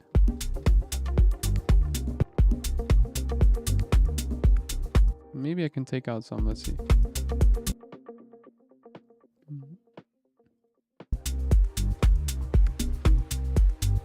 You know what?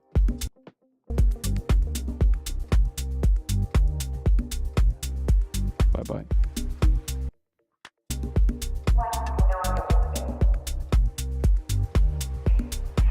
High-end clap is still adding a lot of value.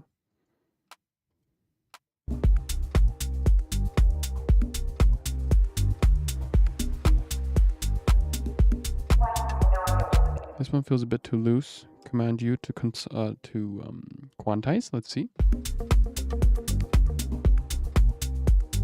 Much better.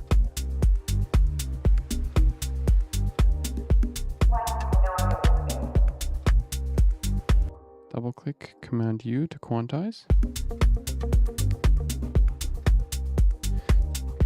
Yeah, I just feel like this is more of a, I don't know. I don't feel like going for any loose claps right now.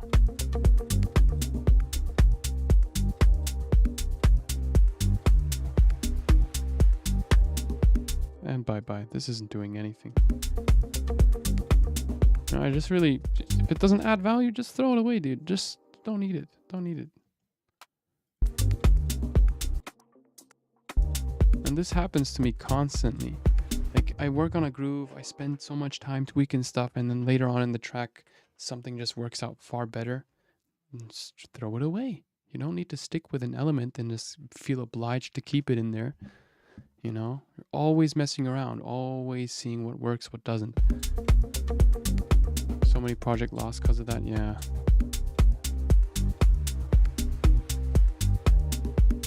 Command S is important. Saxophone.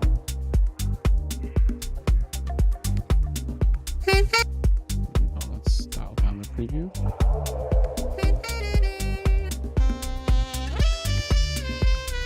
Jesus Christ. No, thank you.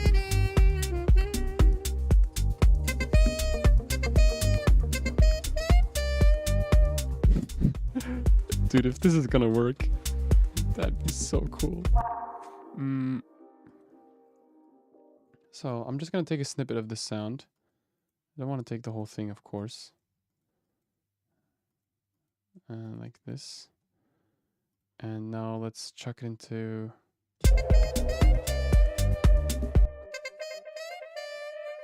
What is this? Channel A? Huh? Oh yeah.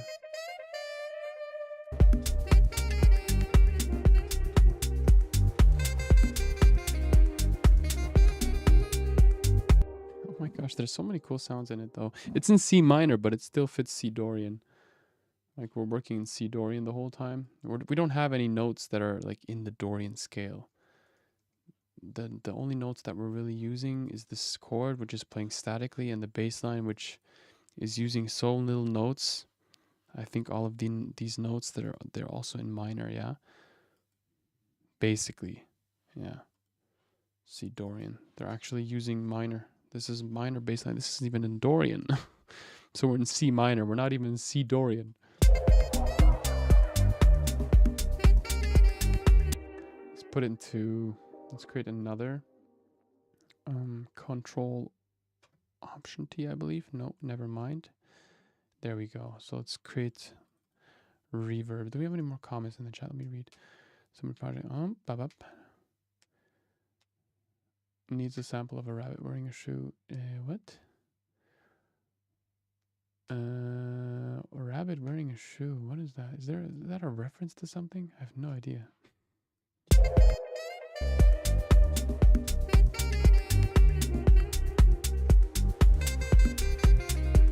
Now, which one's that at?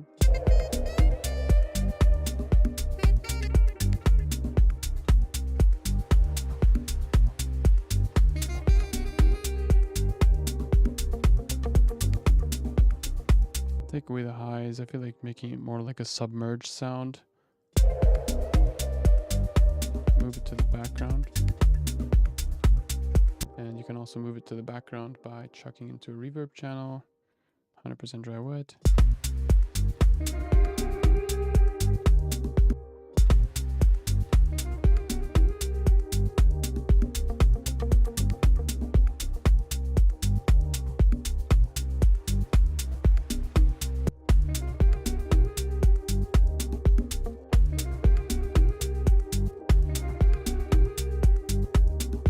Chuck it into the background. Maybe stretch it.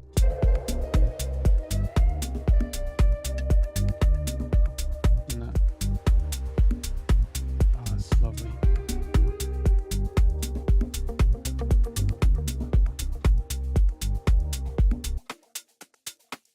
It's a nice sounding groove. So, sidechain compression, what else can we add it to?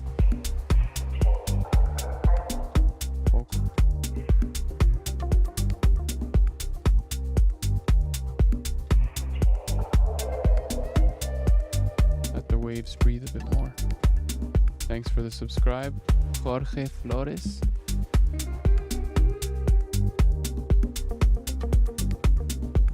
Let's close that panel. That's actually kind of annoying.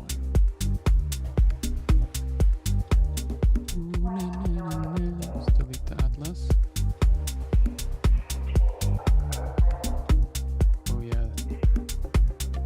Breathe a bit more though.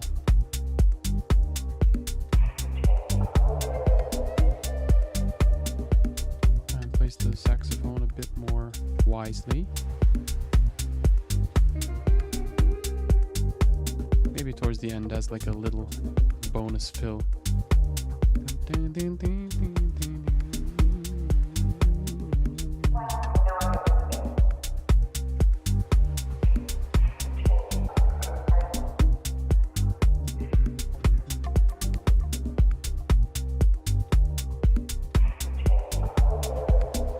Expand our canvas a bit here.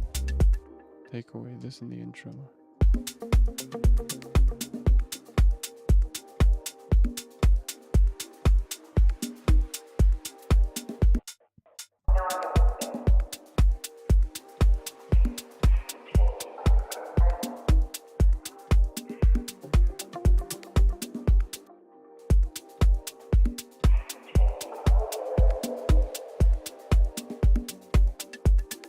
I feel like adding some kind of an ethnic element. Let's see if we can go to Splice.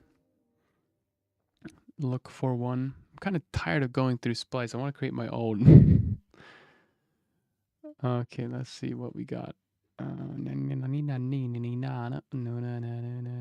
we're gonna go for nay flute in the key of C minor. Dial it down.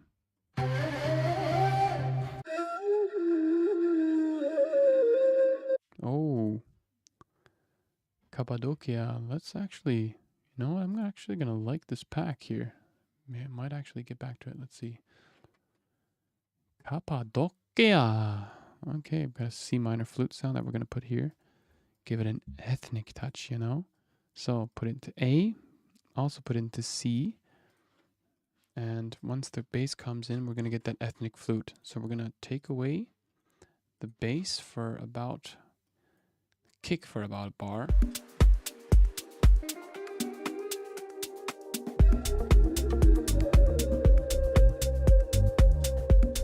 Oh my gosh, a little bit of goosebumps there.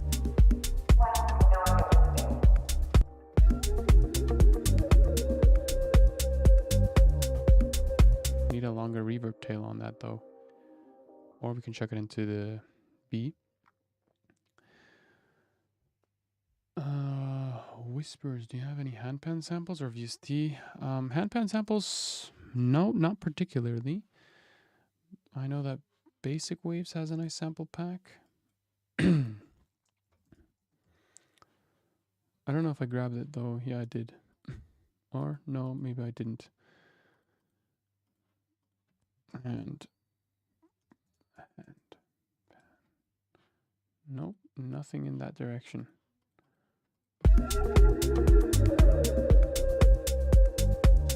Made a hit live. Thank you. I feel like it's a really chill track. Try wooden claws to fill. I don't know what you mean by claws. Wooden claws. I really like that sound. That one from the Cappadocia pack here. That sounded kind of nice. Let's see if we can filter this pack by C minor.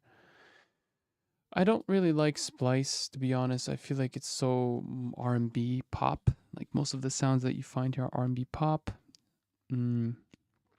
At least that's the sounds that you get always, like that you see on top of the feed. You see a lot of dubstep. But if you kind of go crate digging, you do find a couple gems, I have to admit. Jesus, I like that.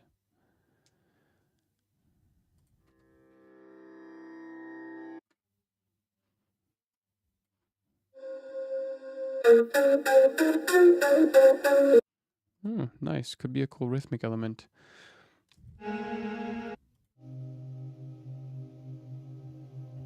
This is a good pack. This is a really good pack. It's exactly the sounds that I like. By whom is it? By Black Octopus. I didn't know Black Octopus does these types of sounds. Interesting. A really good company.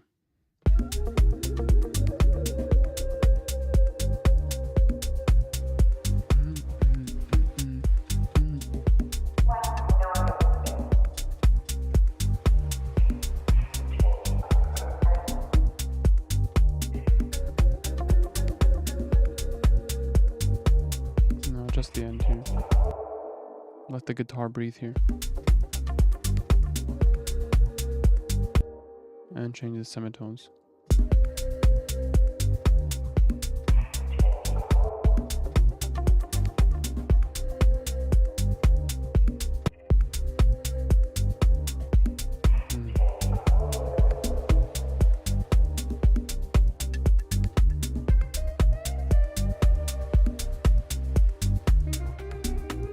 And you know what we're gonna do here? Let's give it a nice and juicy double kick. You know, bam, bam, bam. Bram, bram. Like a dun dun dun. I love these effects. Or double kick or take away the kick. So look what it does. Either that or you can also do this. Like take it away and add a double kick here. So it's like holy shit. You take away the kick and you bring it back in an interesting way.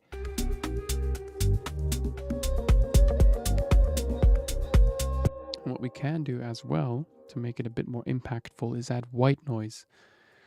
I generally, with tech and minimal house, I feel like it's more of a genre that's usual to do these types of maneuvers where you take away the kick, you bring it back in, and you bring it back in with a bit of flavor.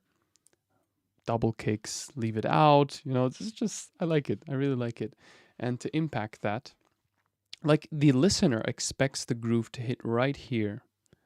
Whenever the kick is like 1, 2, 3, 4, and you hear the flute, but you don't hear the kick. And then it's like, doo, doo. And dude, that goes straight into the heart. You feel that. You feel that. Small little things like that.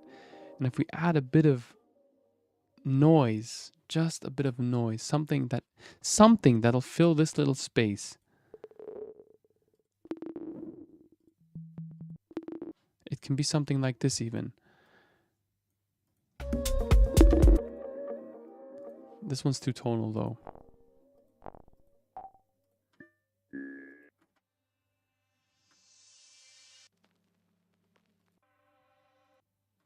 These are really quiet. Let me pump it up here.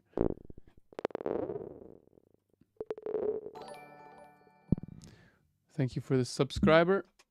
Mola mola. Mola mola.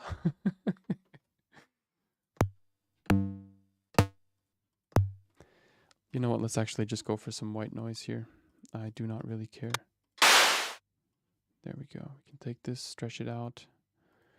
Let's take a sample that's a bit longer.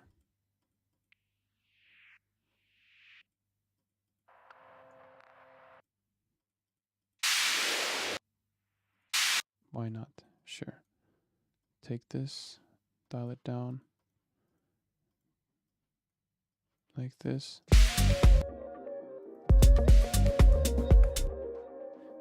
Maybe pitch it up.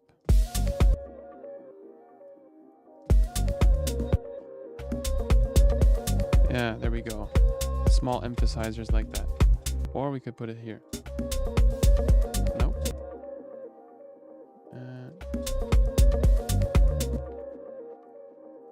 Or yeah, just place it smart. Yeah, I feel like that's where the release needs to be, yeah?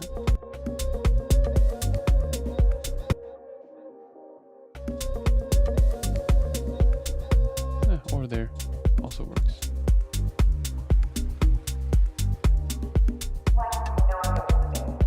Let's stretch out this vocal so it feels a bit different.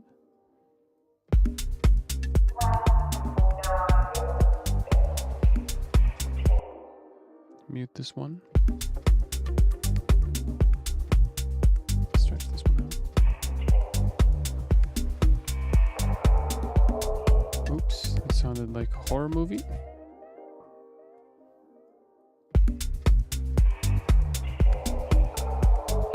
I don't like that. That sounds too fucked up. Rattle can also work. Yeah, rattle could have worked as well. Sample of a cobra selecting new home furnishings. What is up with these comments? Some insiders going through the chat right now that I do not understand. Look for tabla if they have some. Tabla? That's like that Indian percussion, yeah?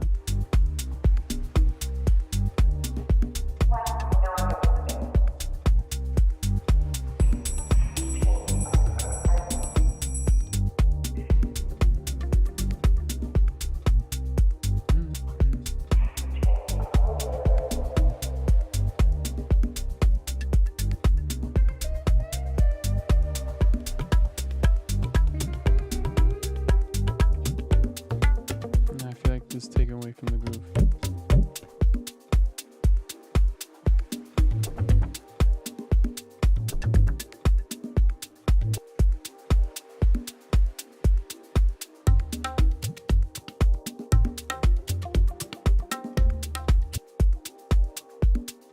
Maybe we can add that as a detail though.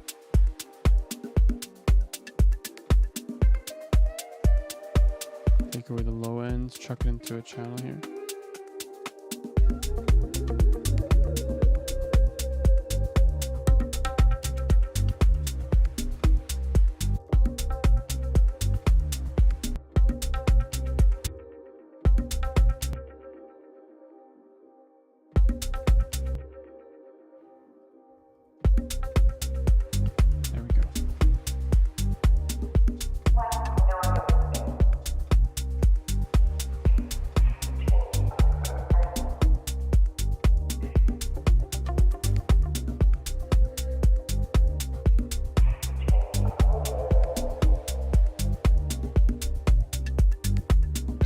to reset my ears once in a while. Yeah, definitely do.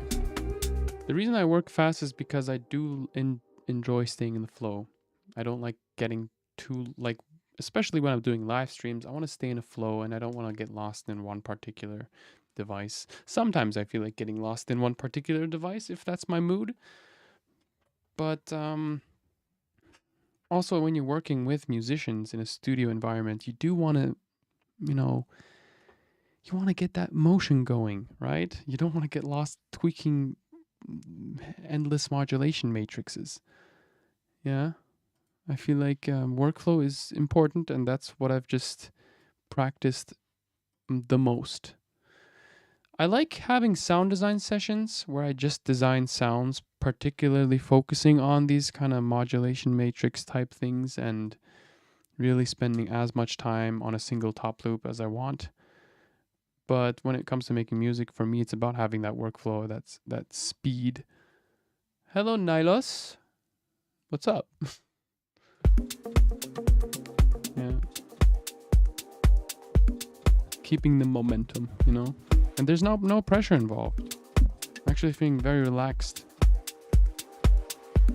You haven't had a break in 2 hours. You mean like a break in the track, or... Am I streaming for 2 hours, dude? How long am I streaming for? I haven't even realized the time pass. I'm really honest with you.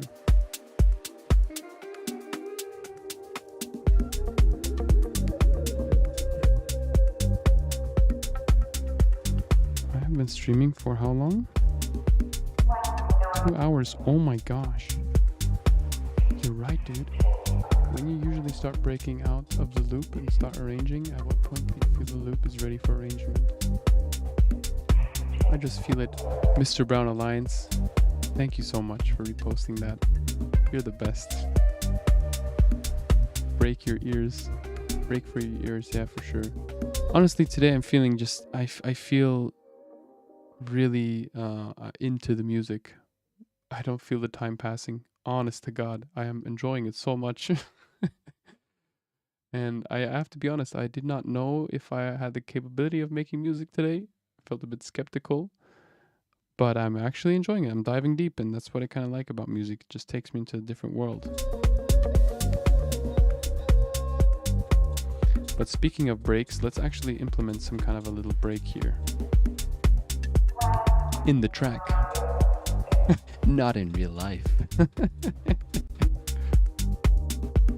That's the meditation of producing. Yes, it is, Dobsky. I also lost perception of time. This is very entertaining. Thank you, man. Glad I could take you on this meditational journey today.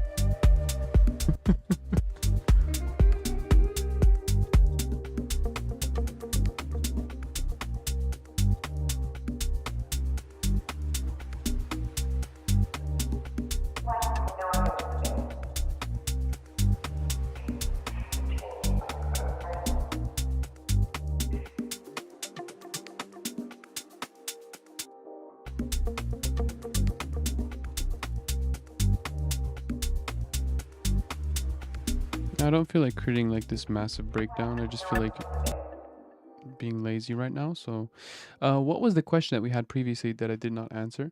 When do you usually start breaking out of the loop and start arranging? At what point do you feel the loop is ready for arrangement? So, I feel like the loop is ready for arrangement. Specifically for this genre right now, when I have the tops together, the bass and the kick, and at least one melodic element, even if it's just a pad, that's where I usually just arrange. Like, go back to this stream, the point where I just arranged. That was usually, that's when I feel like that's enough. When I feel like I've even gathered some of these little ear candy effects on top, that's usually when you should just go and arrange. You know, what are you waiting for? In kick, you sidechain mostly everything. Mostly, yeah. I don't sidechain the claps because that sounds whack. Listen, if I would sidechain the claps, for example, I'm very individual when it comes to sidechaining. I sidechain mostly the bass, the pads, the elements that play consistently throughout the track, rather than the elements that play percussively. So if I sidechain the claps, look how it sounds. If I go a bit more intense here. I think there's a different clap on a different channel, but like you don't hear the claps. I feel like that's not what claps are there for. Claps are there to emphasize the second beat. And when you sidechain them, they just disappear. Like the whole entire transient gets muffled by the kick. The bass sidechained. Yes, the bass is sidechained. That's very important to me, having a sidechain bass. Heavily even.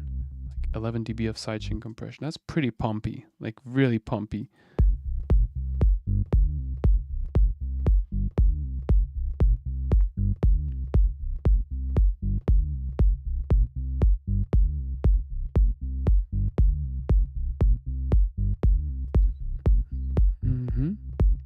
How many dB of difference? 3 dB? 2 dB. Chuck down the bass a bit more. Let's keep that 5 dB difference here.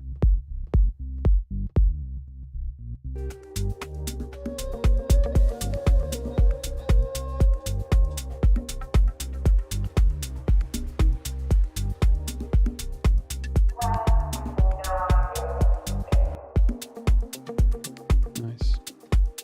So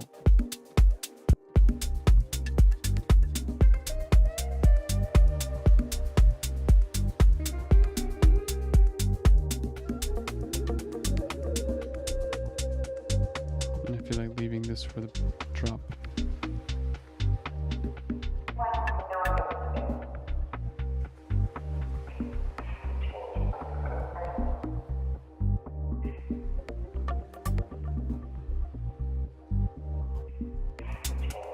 Oops.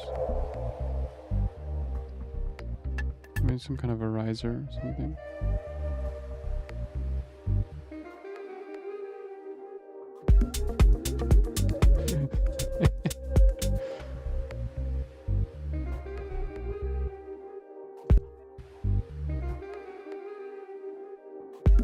A really lazy break here.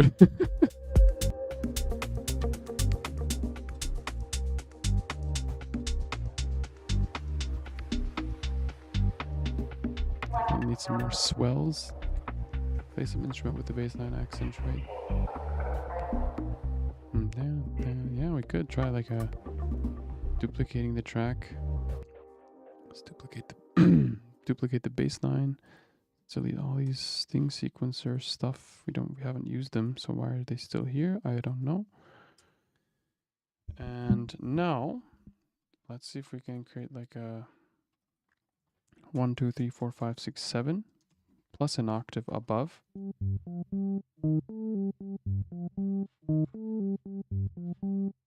Jeez, that sounds weird AF. And change keys.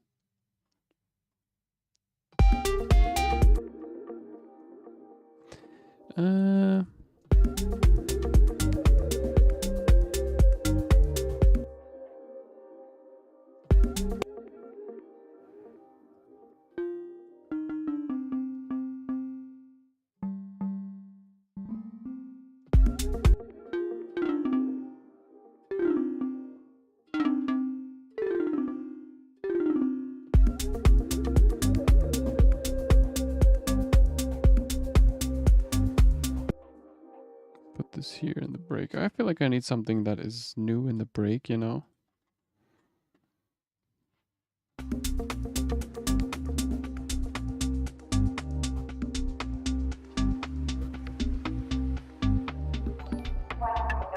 What's up?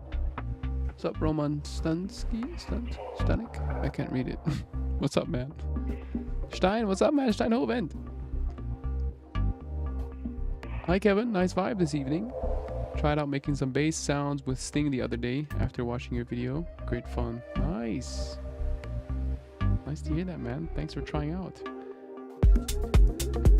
Add bass and kick when you put glue compressor. I want some tips. Add bass and kick when... I try not to do too much regarding compression because I always end up over compressing. When you compress, don't go more than 5 dB. That's usually like the healthy amount to compress. Also, if you want to compress your bass, there's this nice glue compressor preset called Low Extender by Bass Low Extender by the glue compressor. You can put it onto your bass channel, and this usually makes it a bit more transient.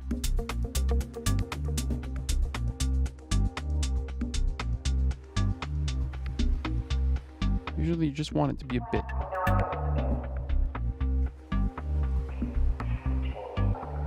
I feel like it's not really adding that much value, to be honest.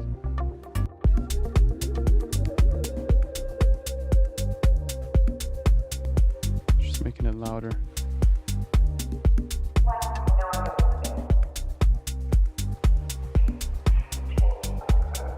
Just want the needle to move a bit, right?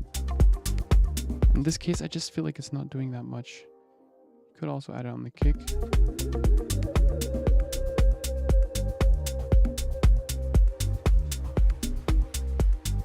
Exaggerate the settings so you know what it's doing, but I don't want to do it here. I don't feel like it's really adding that much, to be honest.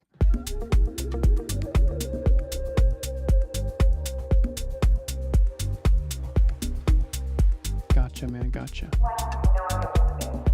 Also cut out the resonance in their bass like this. It gives you like 1 or 2 dB of headroom that you can use to mix in kick and bass to make the bass a bit louder. Yeah.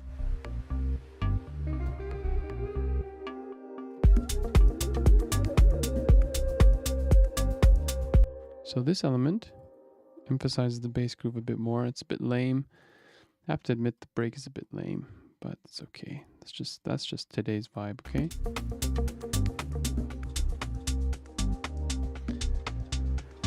What's this? EFX Absolute Movement. Some kind of preset that I... Oh my gosh.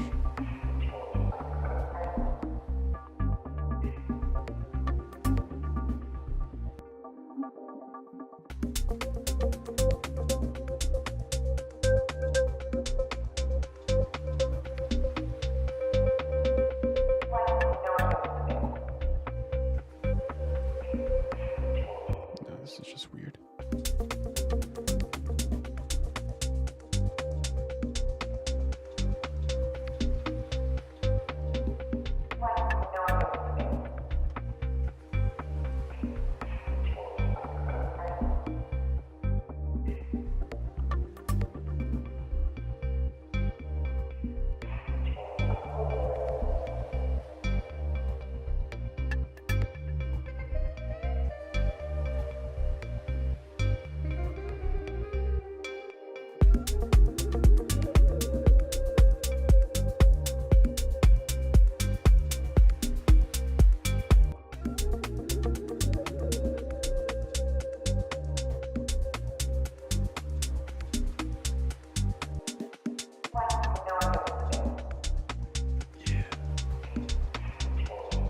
Overcompression is the silent killer. Yes, it is. Now, I don't like transition effects, because they make the track a bit more messy. So what I would try to do is resample stuff from my track to make the transition a bit easier. Again, less is more. Transition effects usually mess up. Like add stuff that just doesn't make it feel good. I don't know. I don't like transition effects like the whoosh. It's just it's a lame way of transitioning. I don't know.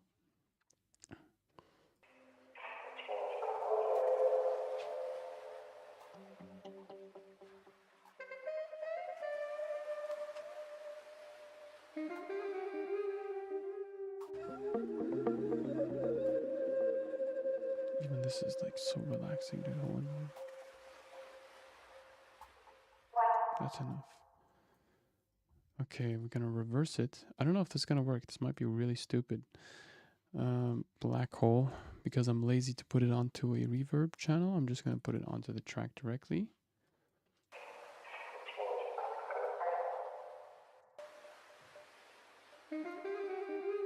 Oops.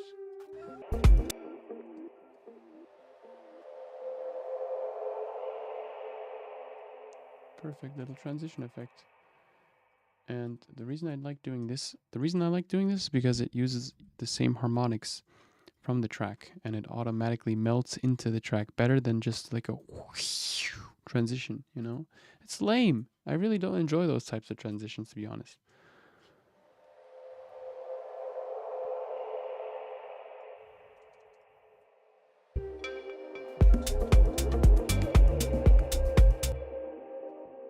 Pitch it up.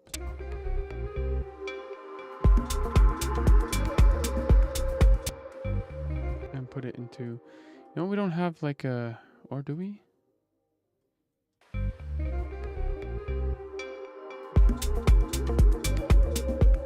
No, what you could also do is put sidechain onto your delay tracks directly onto your sends, so the delay kind of melts with the when the beat drops.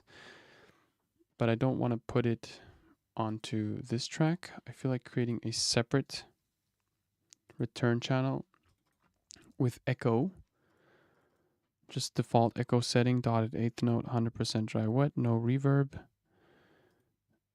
Take away the lows here and just put a sidechain after it and then send it right in there.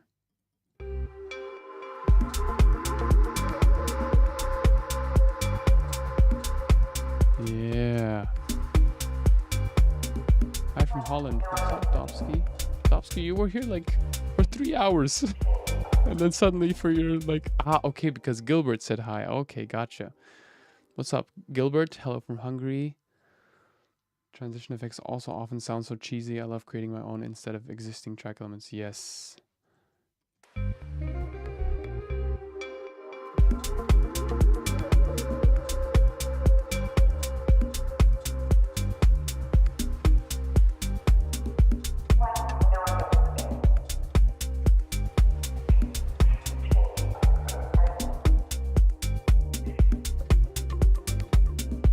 Now the break hits too early.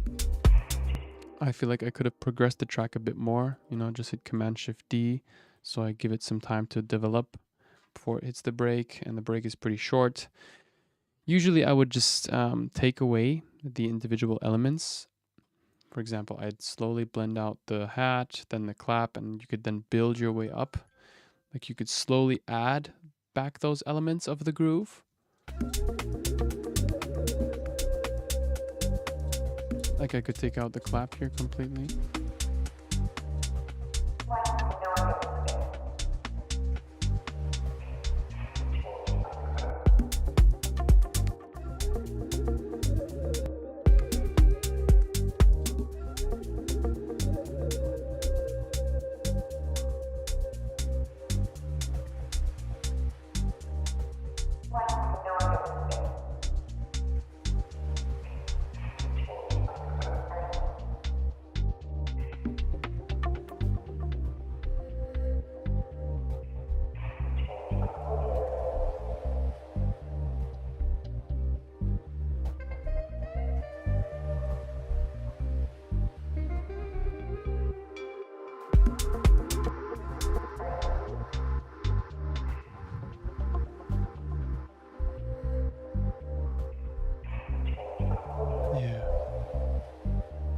I'm gonna keep the bass groove in there, just keep a bit of danceability.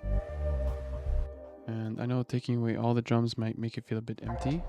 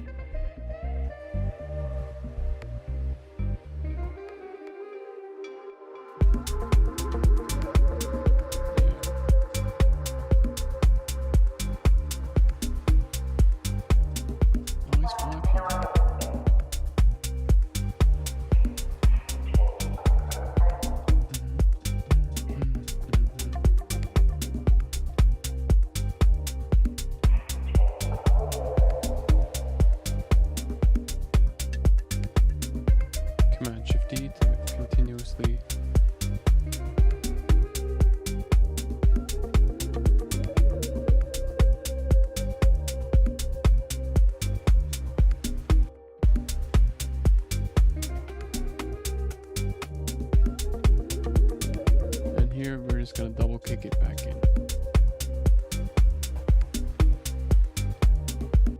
So 8th note.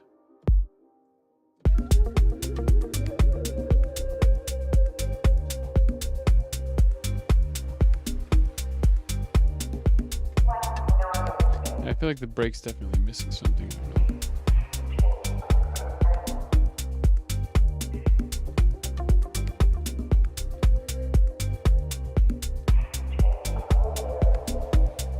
That's what I love about this genre, though. It's just so progressive. You have so much time to develop. I think it's missing some kind of melody.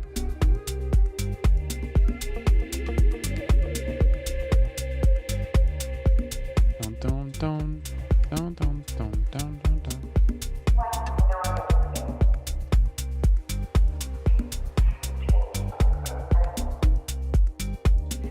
I have this many tracks, it's mini snippets. I lose control over the arrangement, I feel like, so it makes sense to consolidate, like highlight and Command J, so you have more overview over clips.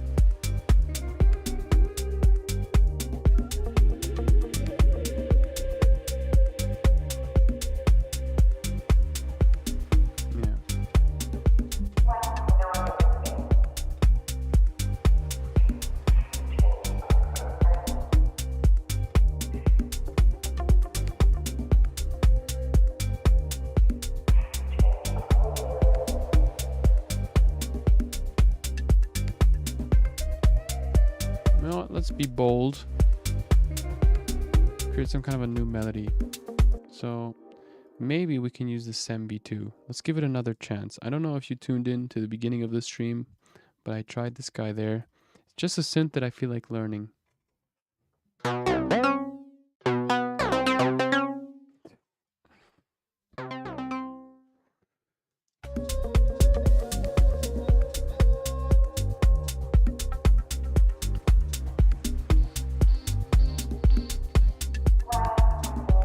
Solid little pluck here, dude.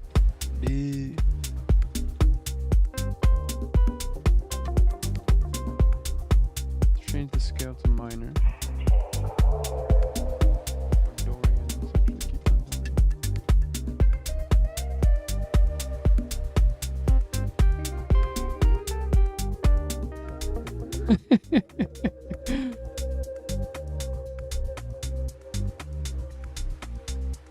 Keep it on minor.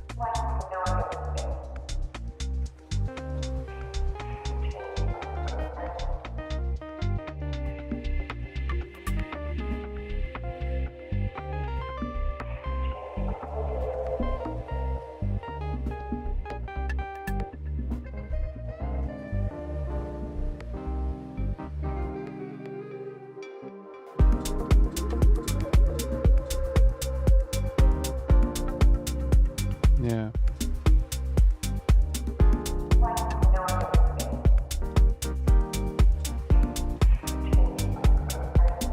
When do you usually start your Sunday evening streams? Usually it's at around 9, so somewhere, not 9, 7 to 7:30 p.m. So in the evening, Central European, so CEST.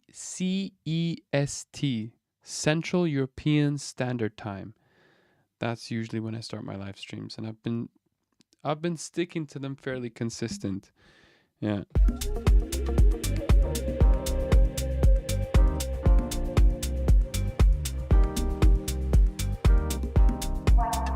You know, some kind of chord or great.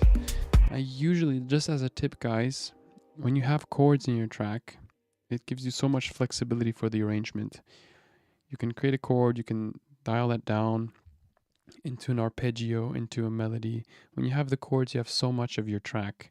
You see, I didn't use chords today. Like I was a bit lazy with the pad, and that's all I went for.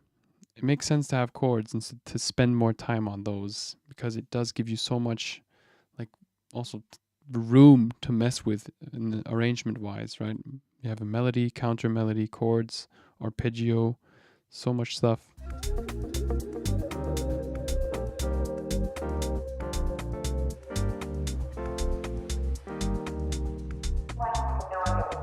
Let's try to chuck this into delay. echo, reverb.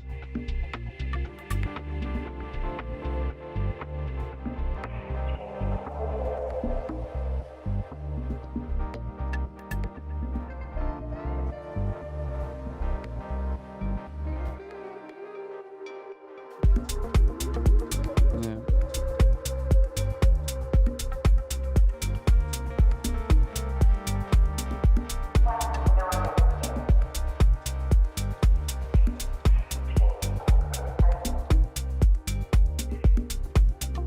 Oops. It's 2 a.m. here. Dude, you're committed. Nirmal, you are committed. Where you from, dude?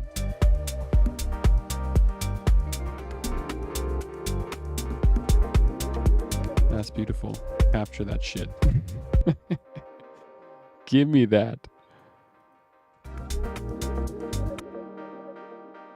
You know what? Let's just not quantize. Okay, let's quantize.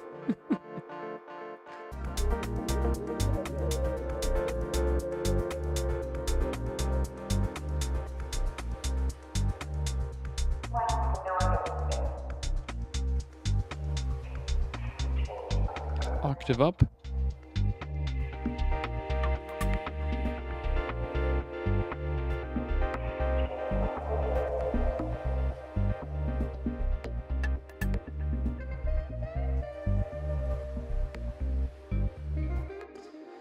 See if I can somehow take out the bass completely.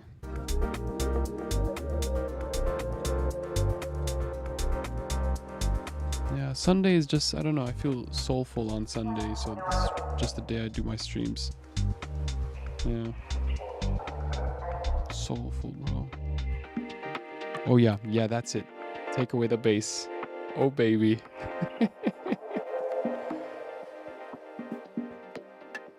No saxophone. Saxophone. Oh.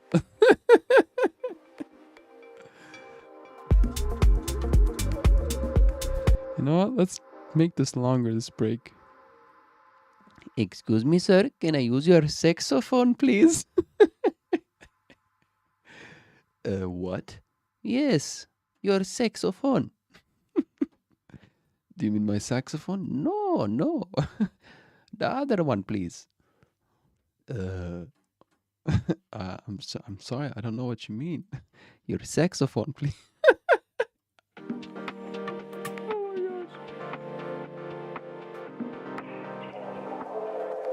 No, wait, so how do we... Now, what did I do here, dude? Got too caught up in my weirdness here.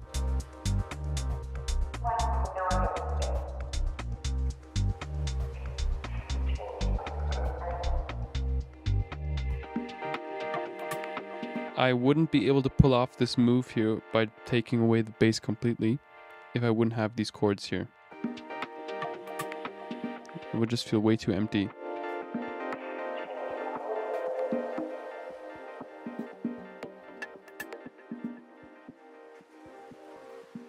Yeah, I do not feel... This gives us so much more space for the arrangement, just having these chords. Look what I can do.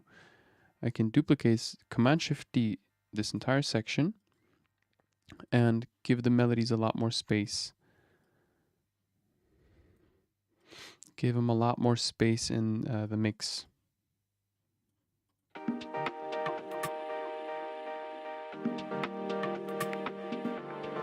I do need to control the automation though here. Yeah.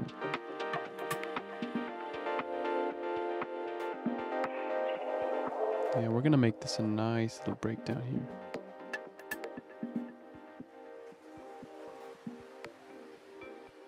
Really relaxing.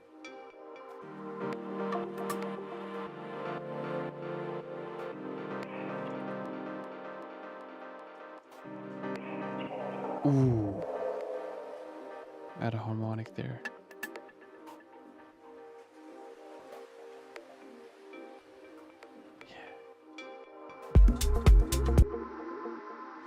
We need some tension here.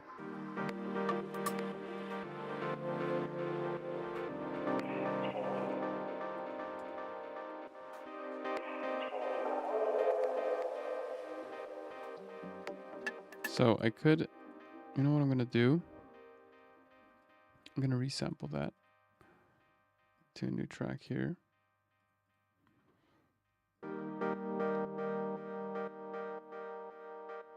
Oops. Record on this track only.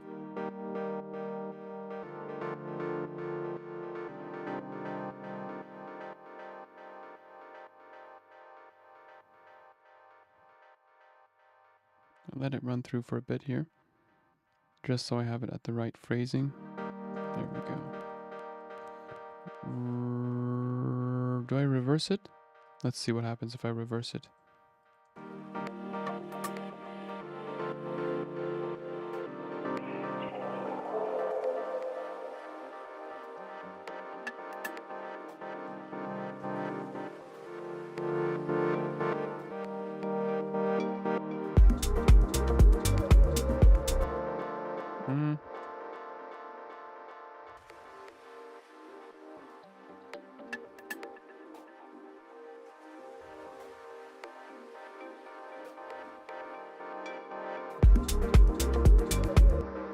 I don't know. It's a good idea, but we're like, let's see where we can take it.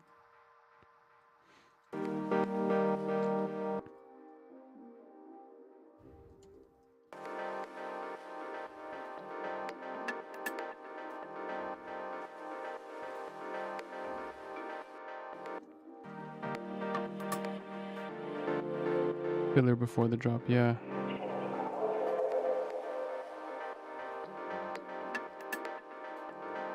Let's create this, add this here. Command J.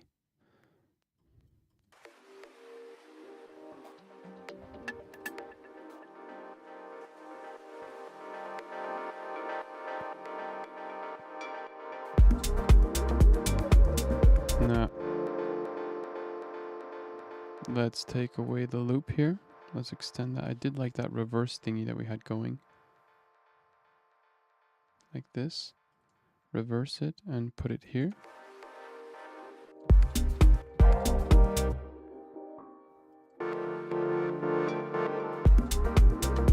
Yeah.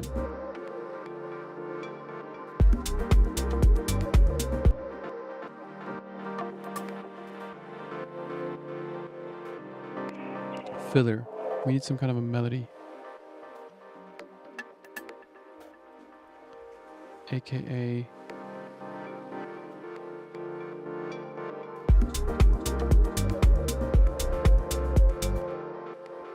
you know what I was thinking of actually? Creating something really weird here. Echo, echo, echo, echo, echo. Yeah, I like to take my time with this here.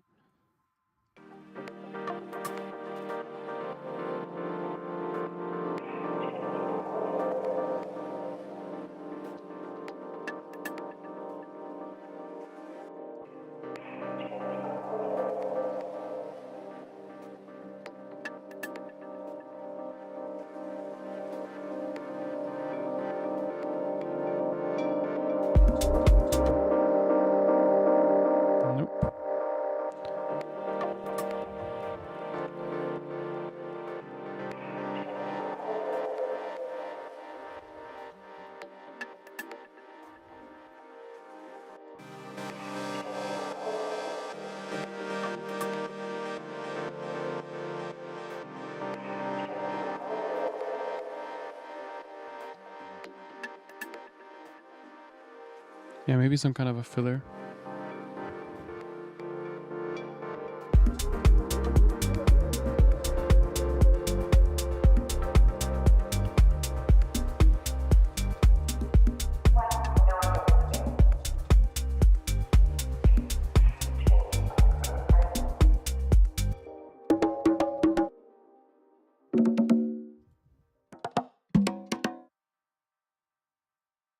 Let's see, put this here, put it here, and add it to the echo. Oops. I don't know if this one fits. Yikes.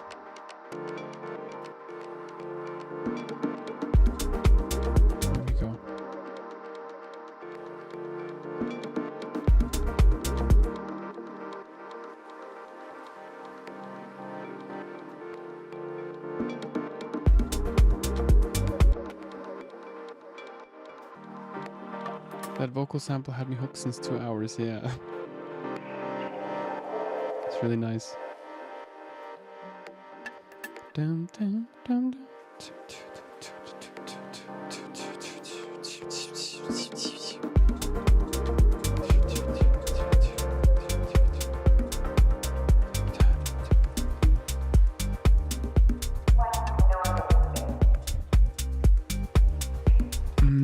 What is it called again? That one hi-hat sample, DS hat.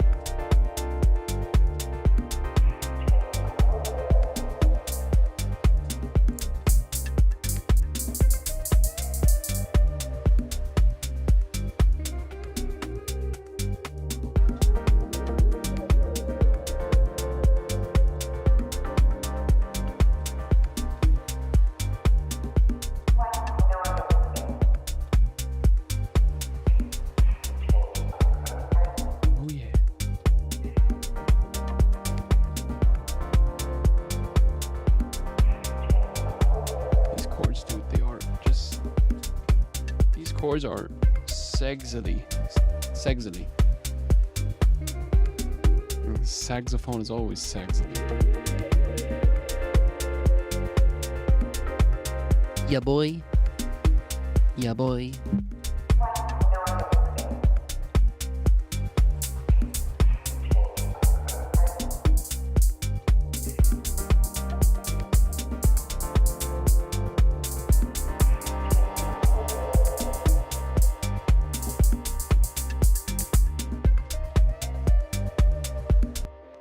Let's create a new MIDI track. DS Klang.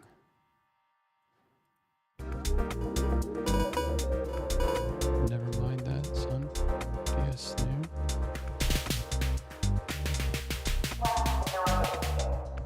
Yeah, man.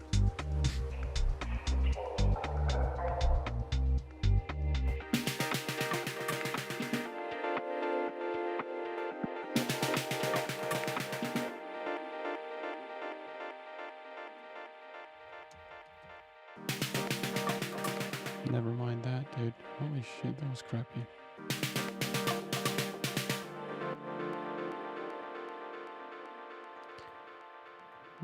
Snare builds are always, I don't know.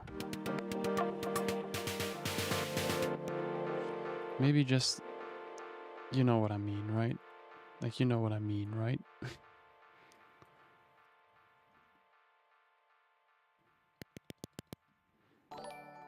Got a new sub. Thank you. Mihaly Barabas. Mihaly Barabas. Is that right? Is that right pronunciation? I hope it was. That's because it's a that's because it's a saxophone. Ooh. Dub. Ja, Mann. Gemütlichkeit. Yes, sir. So let's go. That. You know what's new in Live 12? Ramp. Is it new actually? I don't know if it is. Start 0, go high. Decay. Let's ramp up that decay.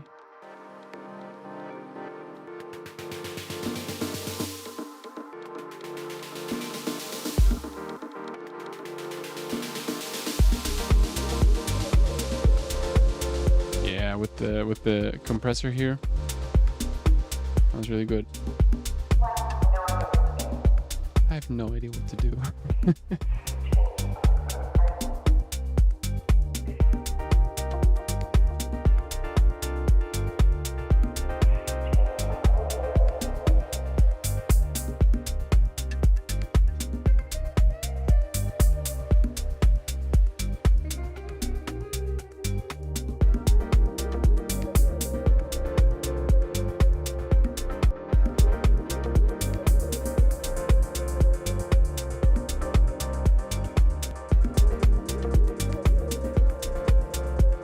Arpeggiator on the snare roll.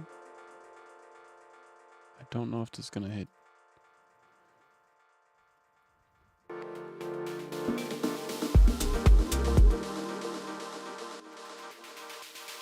Actually, it's actually kind of cool. I like how it switches to an 8th groove. Nice. Yeah. Yes, sir. I like it. Thanks for the suggestion.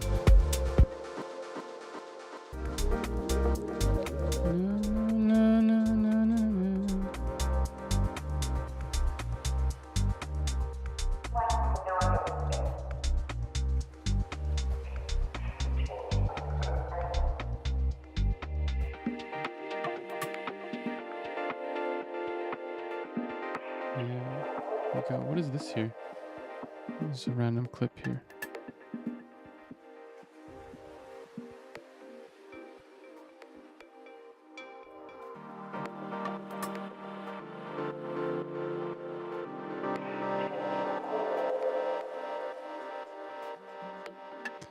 Let's take away this sidechain here. Let it breathe. That's what I mean by the sidechain kick trigger.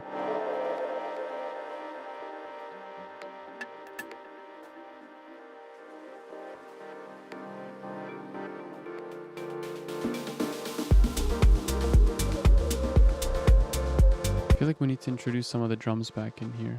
Like it's just, like we really need to smoothly say hello again. Maybe from here.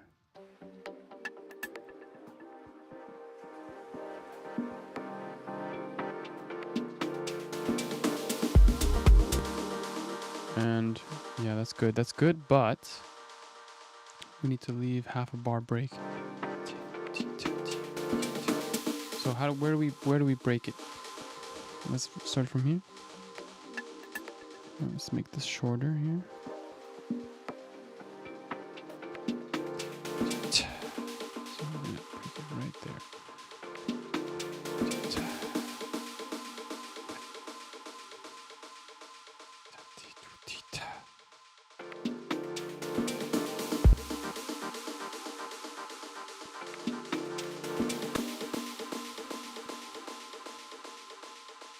So everything that comes after this clap has to be muted. That means an eighth note.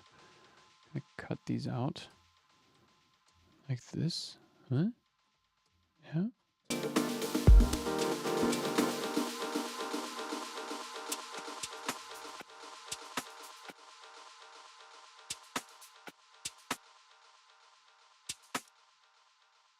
Just the claps. Why is there some hi-hat action going on?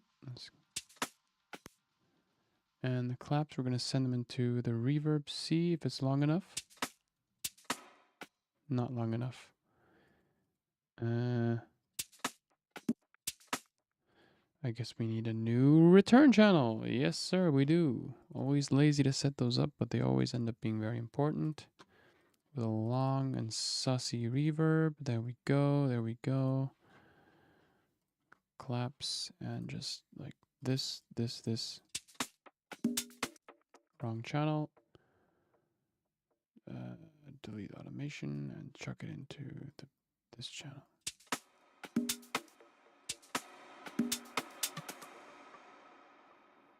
I need more highs in the reverb. There we go.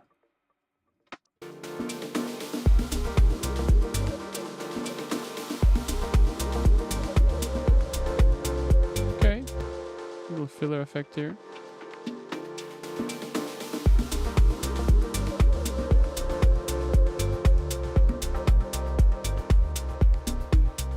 So there's a clap outside the clap channel that's really loud. I think it's this guy, yeah? Let's put him into the claps channel.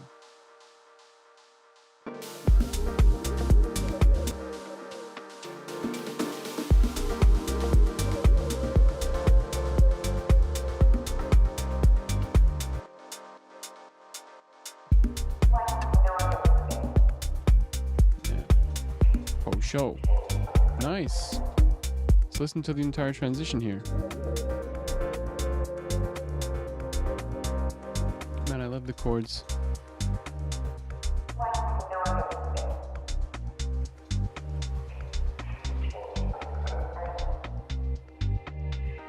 Just out of curiosity, what if I create another return channel?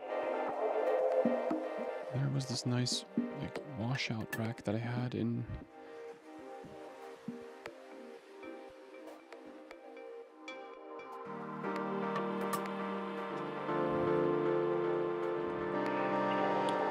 packs that I recently grabbed.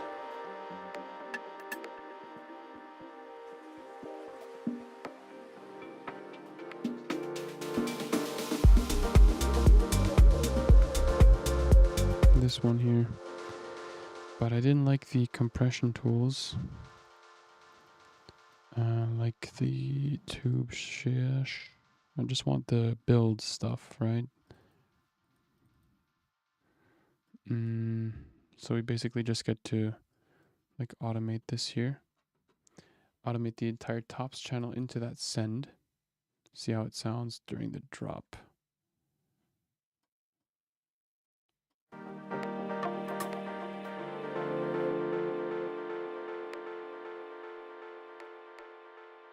Do we even hear it?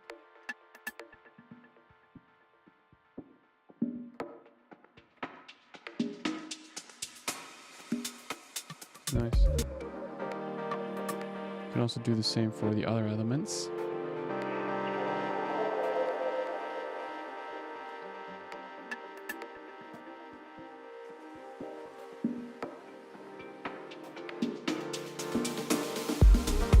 No, actually I don't like it. Fudge it, fudge it, fudge it, fudge it, fudge it. Let's just delete it.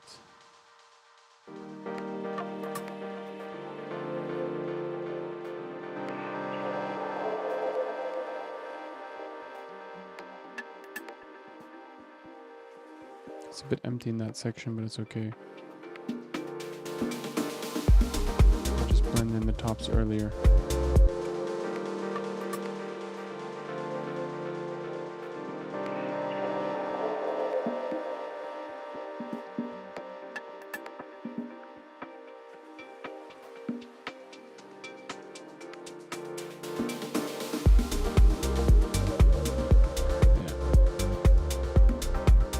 Bit fiddly, but hey, still got some kind of a result here, yeah?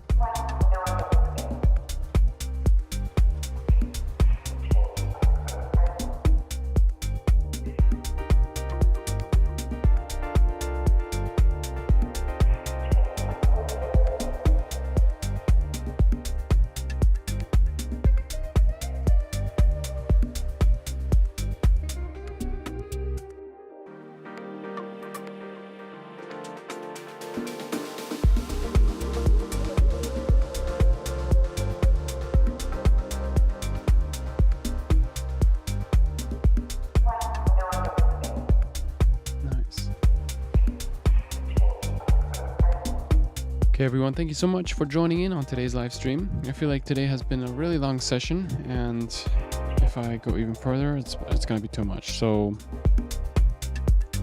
if you haven't already subscribed or liked this video, feel free to do so. It does help the channel grow, and also it helps you stay up to date. And if you like the packs, if you like these sounds that you're hearing, feel free to check out lotustunes.com. That's where you can get all these packs.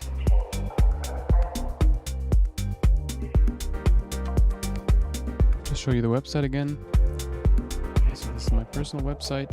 Zahanmusic.com is where you can read a little bit more about me. See, I'm already starting to mumble.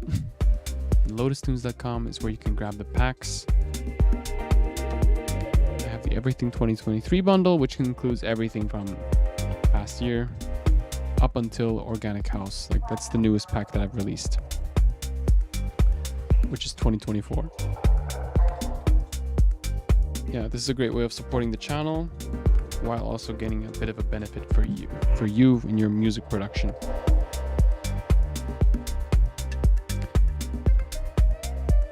Okay.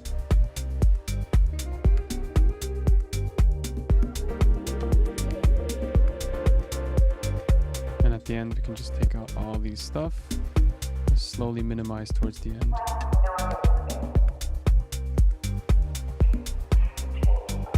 Yeah, just slowly take away from the. Thanks for all the free lessons, mate. Yeah, for sure. Music is something that needs to be shared, not hoarded. The very nature of music is abundance. You don't hoard abundance. You just don't.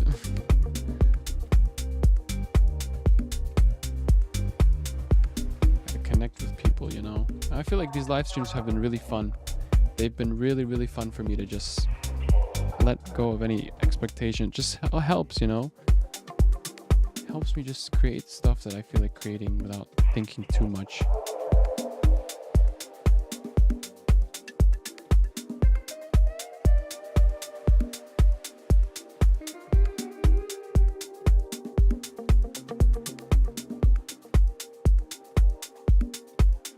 There we go.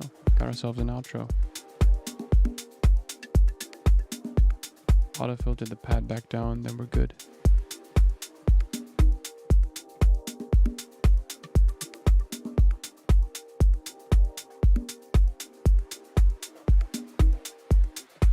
And also something that I wanted to mention to you guys is that I feel like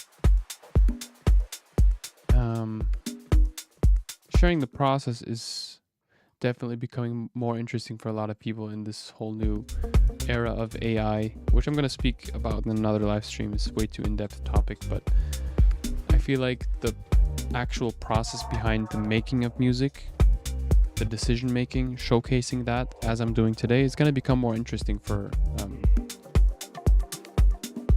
people to see, which is why I believe these live streams are just a great way to showcase that. Yeah, sharing is caring for sure, Dirk. Okay.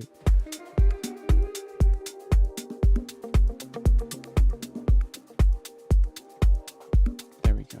Nice little outro here.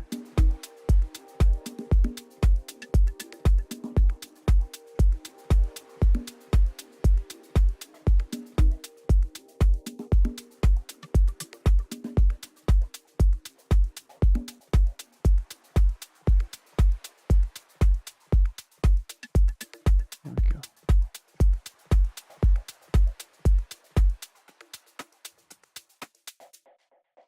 Perfect. It's a full track. So, what are we going to call it? You know, I'm not going to bounce it out because I feel like that'll be just... You don't need to see that. Mastering we're not going to do today because it's just going to take too much time. Oh, there I am! So down low. Thanks a lot, buddy. See you next Sunday. Yeah. Inshallah. What else we getting? Yeah, that's it for today's live stream. Again, thank you guys for joining in. I appreciated it. I am going to leave a bit of buffer at the end because for some reason it just cuts me off when I end the stream. For some reason when I end the stream it cuts off the last 5 seconds. So it's like, okay. I've had that a couple times. So let's just give it a second here until it processes. God bless you all. Every single one of you. I'm sitting down here like, hello? Goodbye? Have a nice day, have a nice evening, whatever time it is. For Nirmal, it's probably like 6 o'clock in the morning and he's like falling asleep already. But thank you. Thank you for joining in. It was an absolute pleasure to showcase my process to you today. I love you guys very much. Have a beautiful, fresh start into your Monday, okay? Bye-bye. See ya. So, 1, 2, 3, 4.